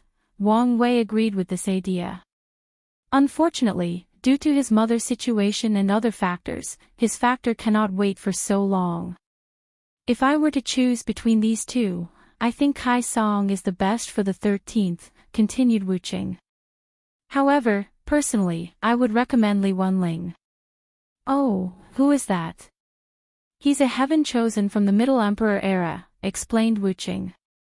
He cultivated time Dao, even creating his own acquired physique. He passed the outlaw trial. Yes, nodded Wuqing before sighing. Did something happen? His trial led him to the Chrono Chaos realm. We tried to get him but to no avail. Although his soul jade indicated he was alive, we thought he was dead or in a state between life and death. However, he eventually walked out of that forbidden place. But? Asked Wang Wei, knowing there were more. By the time he returned, it was too late. The Heavenwall battle had already ended, and he missed it. That's unfortunate. Indeed. Li Wenling's talent was indeed monstrous, and the fact he passed the trial is also an indication of his ability. Alas. Wuqing sighed. Did he say what was inside that place? He refused to say anything on the subject after returning. We didn't press him, and he sealed himself soon afterward. Wang Wei nodded. He did not expect the sect to have such a talent sealed. So, what do you think? I have someone in mind for the 13th emperor. However, there are some things to fix first before making a decision. If things don't work out, I will meet Li Wenling to see if he can take on this task. Wuxia nodded, and they continued to drink and chat. A few hours later, Wang Wei returned home, but his parents were either asleep or cultivating. Wang Wei looked at the stars, thinking deeply. The next meeting of the court is still a few hundred years away. Before then, I need to act. So, what should my next task be? He contemplated deeply. It's about time I see her, but before then, I should deal with these forbidden lands. No, my first priority should be the environment. After making a clear plan, Wang Wei decided to act starting tomorrow. Today, he wanted to sleep like a mortal. He turned around to walk to his bed but suddenly stopped. He felt a sensation in his blood. As she succeeded. So fast. He closed his eyes and felt his body. As expected, he felt some change in his bloodline. Wang Wei looked in the distance and noticed the members of the Li and Yan clan began to have drastic changes, while the Wang clan members had mild changes. Wang Wei and the sect had already prepared for this occasion, so no one panicked and did as they planned. Meanwhile, Wang Wei only needed to supervise things. Suddenly, he sensed a call from his bloodline, and he immediately entered his bloodline source. Ancestor, he saluted. Have the changes begun? Asked the Sword Empress directly. Yes. It's good that there is no issue, she nodded with a smile. Okay, I'm leaving. I only wanted to check if there were any problems. She looked at him kindly. Kid, I don't know what you're doing to make our sect's luck so prosperous, but keep doing it. Are my actions helpful to your situation? Could it be that the ancestors can revive with the luck I bring to the sect? Analyzed Wang Wei. She glanced at him. Talking with these Tao overlords is something tiring. You're right. I have gathered enough luck to revive the first brother, and soon, I can revive the second brother. If you continue to develop like this, I might revive everybody. Don't you have things up there to revive them? I do, but I don't dare return to the sect, replied the Sword Empress with a sigh. Even mobilizing the sect's luck has to be done with the utmost prudence. Every time she thinks about how she is forced to run away from these weak rats, hiding away from her own him, she almost vomits blood in anger. Unfortunately, that's how the current situation is. Wang Wei understood the ancestors' plight. Although Mithraea is on her side, the latter is still balanced out by supreme unity. In the current weakened state of the ancestor, these parasites are more than enough to do damage to her or the current Tao opening sect. I understand, nodded Wang Wei. Well, I'm leaving. Hold on, I have a few quick questions. Alright, but we don't have long. Wang Wei first told her about supreme unity interfering with the lower dimension. Mithraea warned me about this, and she also said she would take a closer watch on him. That's fine. Wang Wei did not want one of these big guys coming to his realm and interfering with his plan. The second thing is about the taboo battle realm you previously mentioned. Can you tell me more? Is it one of the 13 taboos? No, the name has no relationship with the 13 taboos, it's just a name, replied the Sword Empress. In some chaos worlds, it's called the ultimate battle realm, the limit battle realm, and some just called it the 11-fold battle realm. As for more knowledge on it, it's simple. As long as you can fight Empyreans with only a cultivation of 20% Grand Tao source, you've reached the taboo battle realm. However, achieving such a feat is more difficult than anyone could imagine, especially since there is a bottleneck between the Great Emperor and the Empyrean realm. Bottleneck? Yes, and it's the kind that even someone like me spent years trying to reach 70% Grand Tao source, she explained.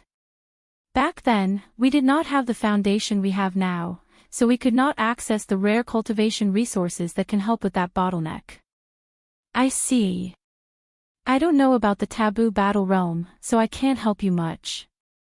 I can give you a direction, but I don't know if it will work. What do you mean? According to my research back then, I only found 2 people who succeeded, and they had one thing in common: they had a unique Tao body and awakening. What does that mean? I don't know, but that's the information I gathered, so I also tried to improve my Tao body, but I failed. I see, thanks for the tip. Sword Empress nodded. Anything else? Yes, do you have a pill recipe that would allow an emperor to have the battle prowess of an Empyrean temporarily? Ha! I do, but you won't find the materials for this thing in the lower dimension, so such a thing should be useless to you. It doesn't matter since I need it for something else. That's fine, I guess, she said before waving her hand, sending a message to his mind directly from their bloodline connection. Is there anything else? No, send my regards to her for me, and don't forget what you promised me. What a cheeky kid, said Sword Empress with a smile. The more she got to know this kid, the more she liked him. Don't worry, I won't, she uttered before disappearing. Wang Wei opened his eyes and took a moment to check the information in his mind. His gaze then shifted to the sect, focusing on Li Jun and Yan Liling, who were in retreat. A terrifying battle intent emanated from Li Jun's body. Meanwhile, Yan Liling exuded a power that seemed to contain everything, that seemed to be the source of all things. However, her aura soon changed to that of flame, wood, and intense spiritual power. The origin bloodline seemed more adaptable and malleable than my void bloodline, analyzed Wang Wei. He did not dwell on this for long as his body also underwent subtle changes because of the connection between the 3 clans. His strength even increased by 1 infant fiend god force, reaching 75.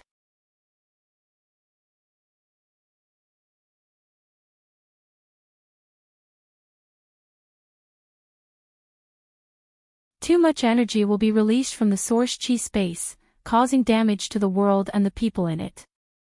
Many emperors have tried to find the perfect balance where only a small portion of the energy is released. Some have succeeded, thus creating special secret realms for their factions full of spiritual chi and even some innate chi and immortal chi's secret realm. However, no one could succeed on such a large scale as the Heavenly Emperor.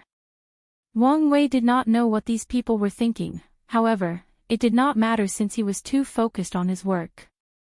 People thought his actions finished after accessing spiritual chi from the source chi space, but it was just the beginning.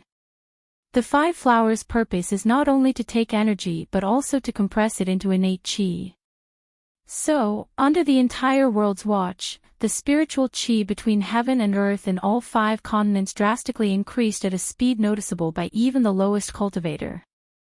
After more than an hour, the world's energy reached a critical point. Acquire chi, muttered Wang Wei as he observed everything. Acquire chi is still spiritual chi, but it's also the pinnacle of its concentration. It is the line between spiritual chi and innate chi. In ancient times, the purity and concentration of energy decreased with each passing day until the first ray of acquired chi appeared. That's also when humans first appeared in the world. In some ways, the first generations of humans in this world were innate creatures since they were born from heaven and earth. However, these humans were not nourished by innate chi or the laws of heaven and earth, so they were born weak according to the standard of the innate demon gods. However, Wang Wei and many modern scholars could imagine how terrifying the talents of these innate humans were. If they had the chance to practice cultivation techniques, their achievements would have been unparalleled. In this environment, mortals can live between 200 to 300 years even without practicing martial arts or becoming extraordinary citizens, thought Wang Wei. And once the environment contains innate chi, it's not impossible for them to live for thousands of years after practicing martial arts and spiritual power. As soon as he had these thoughts, he frowned, his eyes changed, and he saw something. I see. This era is different from ancient times before the path of Emperor opened. In this era, the road of longevity is strictly controlled, so the lifespan limit of mortals is 500 years. Many truths flashed in Wang Wei's eyes as he saw the essence of the world. This also means that the innate demon gods below Tier 10 cannot have unlimited lifespans even in this environment.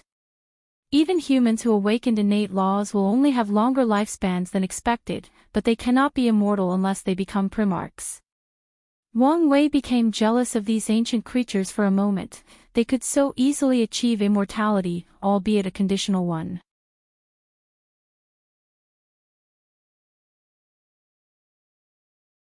As the world evolved and became more prosperous, Heavenly Tao will reward them again. Without hesitation, he cut off the majority of the merit and sent them to the Emperor Enlightening Academy and the Western Bliss sect, paying part of his debt. The environment has returned to innate. All the quartz gods must ensure nothing happens to their area during the transition. Wang Wei's voice echoed throughout the world, and these gods and emperor lineages guessed what they meant.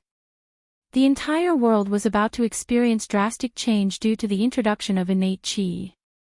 Mountains, forests, lakes, rivers, and spiritual veins will appear out of nowhere in a matter of days.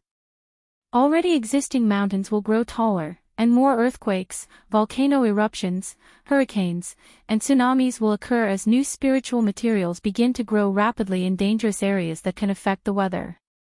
New secret dimensions will be born and appear, releasing spatial fluctuations that are extremely dangerous. Animals, who are more sensitive to energy than humans, will become demon beasts. If not properly controlled, they could cause chaos and mayhem. Furthermore, many animals will awaken hidden bloodlines in their bodies, which is good news for the demon race and the sea race. However, humans will also benefit. Many people will also awaken dormant bloodlines. More talented humans will be born under the nourishment of innate qi, and some people who were previously mortals without a leakless body will acquire cultivation qualifications. Lastly, as the protagonist of this world, the majority of the lucky fortunate encounters that just appeared in this world will belong to humans. After Wang Wei's orders, all the gods began to work together to ensure their mortal civilizations could survive this change without any issues.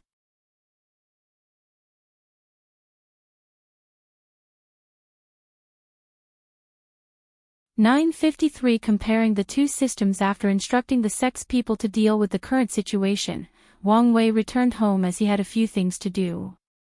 Firstly, he finally took the time to check the formula the Sword Empress gave him. As expected, it was extremely complicated, and the materials were things he had never heard of. Wang Wei waved his hand. He used his power of fate to divine these materials to learn about their uses, growing environment, and even some of their history. In a few minutes, he knew these materials better than an alchemist who spent countless yuan epochs studying them.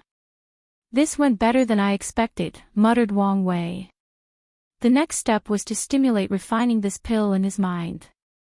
However, he soon discovered with his current alchemy Grand Tao source, he could not refine such a high-level Emperor tier pill. Well, it doesn't matter. As long as I successfully stimulate the refining process, my plan will work. He placed on the agenda to raise his minor Grand Tao source like alchemy and weapon refining. After that, Wang Wei took out a bunch of cultivation techniques, all from the ancient era. With the new environment, it's about time for him to update the origin system. However, he decided to wait a while and observe the world's reaction. He first wanted to see if the ancient clan would be stupid enough to secretly spread the primordial god system, trying to encroach on the Tao opening sects, Tao Father Luck. Although they appeared to have changed, he was still skeptical. Secondly, he wanted to see how the current origin system would fare in the current environment before his intervention. The changes in the environment are a perfect time for geniuses born at the wrong time to innovate their technique, thus entering the D realm. So, he wanted to see what they would come up with and see if some would inspire him for the upcoming upgrade. Although Wang Wei had an outline, he was not satisfied with the final result, so he wanted some inspiration from the ancient system. The first stage of the ancient system, also called the primordial god system, was the blood qi realm. This realm was the same as the current era body refining realm, cultivating the Bodhis blood qi. The blood qi cultivated by the ancient system should be purer than the origin system as they used innate qi and acquired qi to cultivate, analyzed Wang Wei. He waved his hand to condense a mortal clone of himself. Then, the clone began to cultivate the first stage of the origin system but using innate qi. The blood qi is indeed purer and more potent based on the environment, commented Wang Wei before creating a second mortal clone. But this one used the ancient system to cultivate his blood qi. The purity and potency are the same no matter the cultivation system.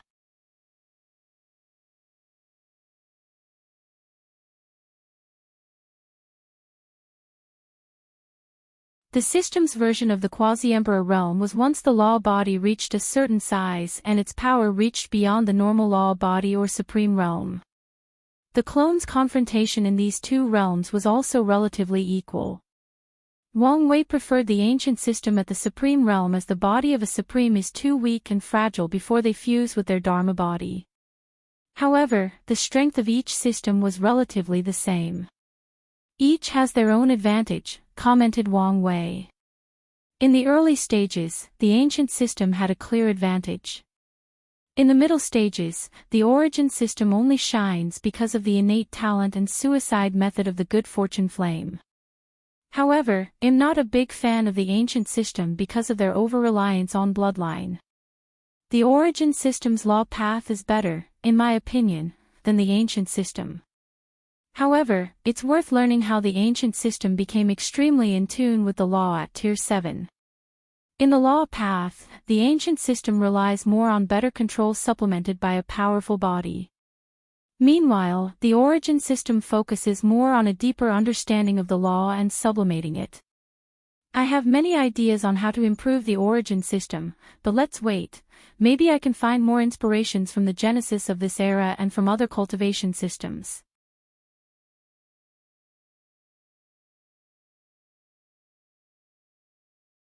954 The Sovereign of Dream. The simulations took Wang Wei a few days, and such a time was enough to see how the world was dealing with the recent changes. He scanned the entire world with his divine sense and nodded in satisfaction. These factions knew this was an opportunity to acquire merit points, so they went all out to protect their domains and areas. In the past few days, a few new immortal lineages appeared in the world as these supreme lands used their merit point to exchange for an immortal mansion. Although they exchanged all their savings in the past few hundred years, it was worth it. I don't know whether this exchange is good or not, thought Wang Wei. After the mortal civilizations reach their peak, it won't be so easy to acquire merit points. Moreover, Wang Wei could foresee Heavenly Dao increasing the price of immortal mansions and Grand Dao source seed in the future. Well, it doesn't matter to me, thought Wang Wei as he focused on something else. He waved his hand and sent something to the Eternal Dreams sect. Afterward, he disappeared from the world, reaching another world community. This community was ruled by the Heavenly world called Desolate Point World. Wang Wei looked at this Heavenly world, thinking of the information he knew. Before the Heavenly battle, this world suffered a terrible catastrophe in the form of an eternal emperor tier void beast, almost destroying their cultivation civilization. Wang Wei looked at it before heading somewhere else. This was not his destination. He appeared in a world on top of a mountain. The first thing he noticed was how vast this world was. According to his scan, this world was 30% the size of the Myriad Emperor world. Such a size was shocking. Most great thousand worlds were the size between 5 to 10% of their world community's Heavenly world. The second thing Wang Wei noticed was the majestic Chi-Luck dragon of this world, traveling around the entire world. Without anyone seeing it, the dragon seems to be checking up on its territory, ensuring the people are satisfied and there are no people causing problems. This Chi-Luck dragon is so spiritual, it's almost like a living creature, thought Wang Wei before sighing. Every time I think this place originated from the small Great Xia dynasty, I can't help but think of the vicissitudes of life. Wang Wei teleported to a beautiful white and black palace at the center of this world. He did not barge in with his cultivation power, but he also no longer hid his aura, waiting for the owner to invite him in. As expected, a few minutes later, a eunuch came out of the palace, looking at him.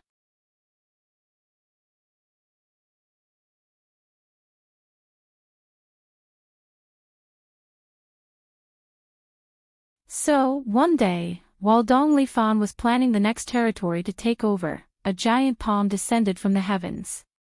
Luckily for her, she borrowed the luck of the dynasty to boost her strength to a higher level. Furthermore, the opponent did not seem to want to kill her, therefore, Dong Lifan ran away with severe injuries after losing all her troops and foundation in that world. Of course, such a defeat was not enough to stop the Sovereign of Dream. After recuperating both from her injuries and previous loss, she targeted another Great Thousand World. She only needed to be cautious. The end result was a success. So, Dong Lifan's ambitions grew, targeting a heavenward world. However, she learned from her mistake, so she chose to conquer countless Great Thousand Worlds and fuse them with the Warring Kingdom world, elevating them to a higher level. She also took into consideration Wang Wei and the Dao opening sect, so she moved the Warring Kingdom world to another world community. While conquering the Great Thousand World, Dong Lifan also began to temper herself by fighting with the Heaven Chosen of the Desolate Point world. Sadly, she found them mediocre and suppressed all of them before disappearing. Even the current Great Emperor was easily suppressed by her back then. After returning from the Desolate Point world, Dong Lifan had an interesting thought: could Qi luck be used as a medium to control the Grand Dao source? Great emperors used their souls while Dao ancestors used their inner world, so why couldn't she use the Qi luck of her dynasty? After years of research and cultivation, she successfully created the Fortune Dynasty Immortal path. After that, her ambitions grew, and she wanted to know what would happen if she could swallow or conquer a heavensward world. Luck was on her side as the Desolate Point had experienced a catastrophe, thus drastically weakening them. Unfortunately, Dong Lifan's strength was far from reaching the level of conquering a heavenward world with insurgents. Luckily for her, Wang Wei guessed her intention and sent someone from the sect to protect her. Wang Wei looked at her and could tell her strength. Her physical body was already on par with 2 root Dao ancestors. After borrowing the power of the Grand Dao source, her strength would reach the limit of 5 root with 999% Grand Dao source control. If not for the limitations of true heavenly Dao, she might have achieved an alternate 10 supremacy foundation, he analyzed before sighing. If Dong Lifan had better luck and was born into a top emperor lineage, she could have achieved an alternative 10 supremacy foundation, just like she achieved an alternate 9 supremacy foundation.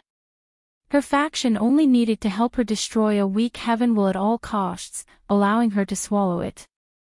Such a price was nothing to create a potent eternal supreme. I want to take this opportunity to thank you for saving my life, she said. No problem. After all, we are considered old friends. Maybe, she nodded. So, what brings you here? I have a feeling this was not just a normal sentimental visit. Wang Wei smiled. I guess I will be direct. I came to recruit you. Recruit? Yes, I want you to join the Dao opening sect and become our 13th emperor. Dong Lifan frowned as she felt this short sentence contained much information. So, she decided to get clarification first.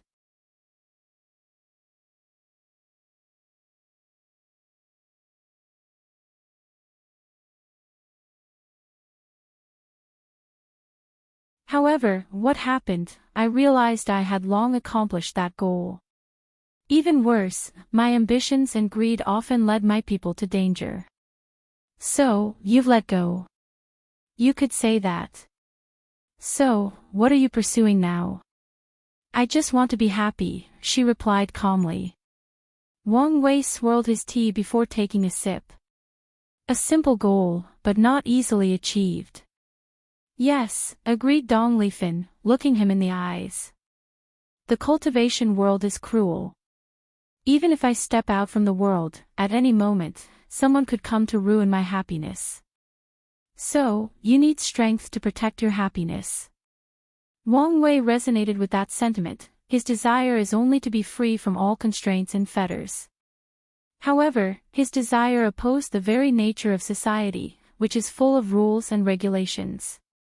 So, even back on Earth, his goal could not be fulfilled, let alone the cultivation world that is 1,000,000 times more complex. Do you know the realms after the great emperor? Asked Wang Wei. I don't, admitted Dong Lifan. One of her weaknesses was her lack of background, so she did not have access to such information. However, it did not matter since changing the situation was one of her agenda after proving the Tao. At Tier 11, there are normal Empyreans who can create world and life with a wave of their hands, followed by everlasting Empyreans who understand their true self and escape the shackles of reincarnation. Tier 12, there are paragons and boundless paragons. I don't know much, but in this realm, these beings treat the river of time like their back garden, and the influence of fate on them reaches the lowest level possible. Dong Lifan took a moment to savor these words. She could fathom how powerful these realms were just by the short description. So, her eyes showed a look of desire. Do you think this is the end? Continued Wang Wei. Paragons used to be the rulers of the universe until my ancestor did some world-changing events in the upper dimension, bringing the world the realm of half-step transcendence. Transcendence, muttered Dong Lifan. As she uttered these words, she immediately felt the power contained in them. She had a feeling that all sentient beings, all cultivators, should pursue that single word. Wang Wei secretly smiled when he saw her reaction. If you want to protect your happiness, you need strength. I will admit the Tao opening sect cannot give you much help in the lower dimension. However, it's another thing after you ascend. After your experience, you should understand how much easier cultivation can be with the correct background. Dong Lifan greatly agreed with that last statement. As a self-made, successful cultivator, she knew how hard it was without the appropriate background. She was not arrogant to the point she could not admit part of her success was due to the help of her friend before her. Had he not given her control of the warring kingdom world, she did not know what path her life would have taken. But the chances of it being as glorious as now were very small. I must say, I'm tempted, said Dong Lifan. But I cannot make such a decision lightly. If you have any concerns, you can ask me. She looked at him. My intuition is telling me you're not telling me everything. What do you mean? How do I explain it? I feel like your promise is real, but at the same time, empty inside. I don't understand why I have this sensation. Wang Wei laughed after hearing this. Your intuition is correct. Oh, is there any secret? The current situation of the upper dimension is not ideal, replied Wang Wei before condensing more information for her. So, Dong Lifan knew about the blockage of the lower dimension, the confrontation between the two suns, and the involvement of the 8 parasites. How could this be? She muttered. She did not expect such a drastic thing to happen in the upper dimension. Although she knew little about the place, she also did not expect things to be so bad. How is the Tao opening sect? She asked, going directly to the crux of the problem. Already caring about your future sect. I see you're as shameless as I remember. It's called being thick-skinned, no, being strategically minded, replied Wang Wei with a smile. To answer your question, it's probably sealed, not allowing anyone entry or exit. Dong Lifan nodded, but she became quiet, thinking about what choice to make. You don't have to worry about them, added Wang Wei. Oh, why do you say that? According to my predictions, true heavenly Tao will change the time flow rate after I ascend, making the time of the upper dimension pass faster. So, by the time you ascend, I should have taken care of these parasites. Destiny? She asked. Yes. I thought you would reject such a thing. I'm not pedantic, replied Wang Wei. These people will stand in my way one way or the other. If I can use heaven and earth's help to get rid of them, why not bear the burden of destiny? True, nodded Dong Lifin, analyzing the situation.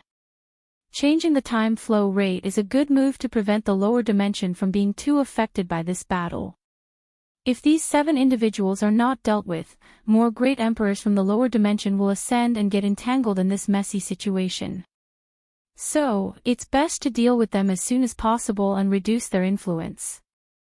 So, what do you think? Asked Wang Wei. I am tempted, but I also have reservations. Tell me, and we'll see if we can come up with a solution. Firstly, I do not know whether I will fit in with the other people of the Tao opening sect, said Dong Lifin. Secondly, there is the issue of trust. I did not grow up in the sect nor show any signs of loyalty. So, will they truly trust me and treat me as their own? Dong Lifin knew there was a reason sects accepted young disciples. It's easier to cultivate loyalty and obedience at such an age. But it was different for her. These issues are not much of a problem, said Wang Wei. Your master has agreed to become the sect's protector, so you already have a foundation of loyalty. Trust can be slowly cultivated. I have a lot of plans, some of which will require a talent like yourself. So, as long as you contribute to the sect, trust will no longer be an issue. As for things like betrayal, I'm sure you won't do anything stupid like that. Dong Lifin's eyes squinted as she understood his meaning. If she betrayed the sect, there wouldn't be a place in the world for her. Her fate would be to be hunted down, and if she dared ascend, that would be her end. Of course, I also acknowledge your side of the situation, continued Wang Wei. I promise to leave you with something in case the sect is the one who betrays you. Wang Wei did not think the members of his sect were infallible. Therefore, he also took into consideration Dong Lifin's perspective. In that case, I agree, replied Dong Lifin. I admire your decisiveness. I wouldn't achieve what I have if I did not have such a trait. True, nodded Wang Wei, who felt relieved after hearing the positive answer. Before coming here, he was unsure because he knew Dong Lifin was extremely attached to the great Xia dynasty. Luckily, fate was in his favor.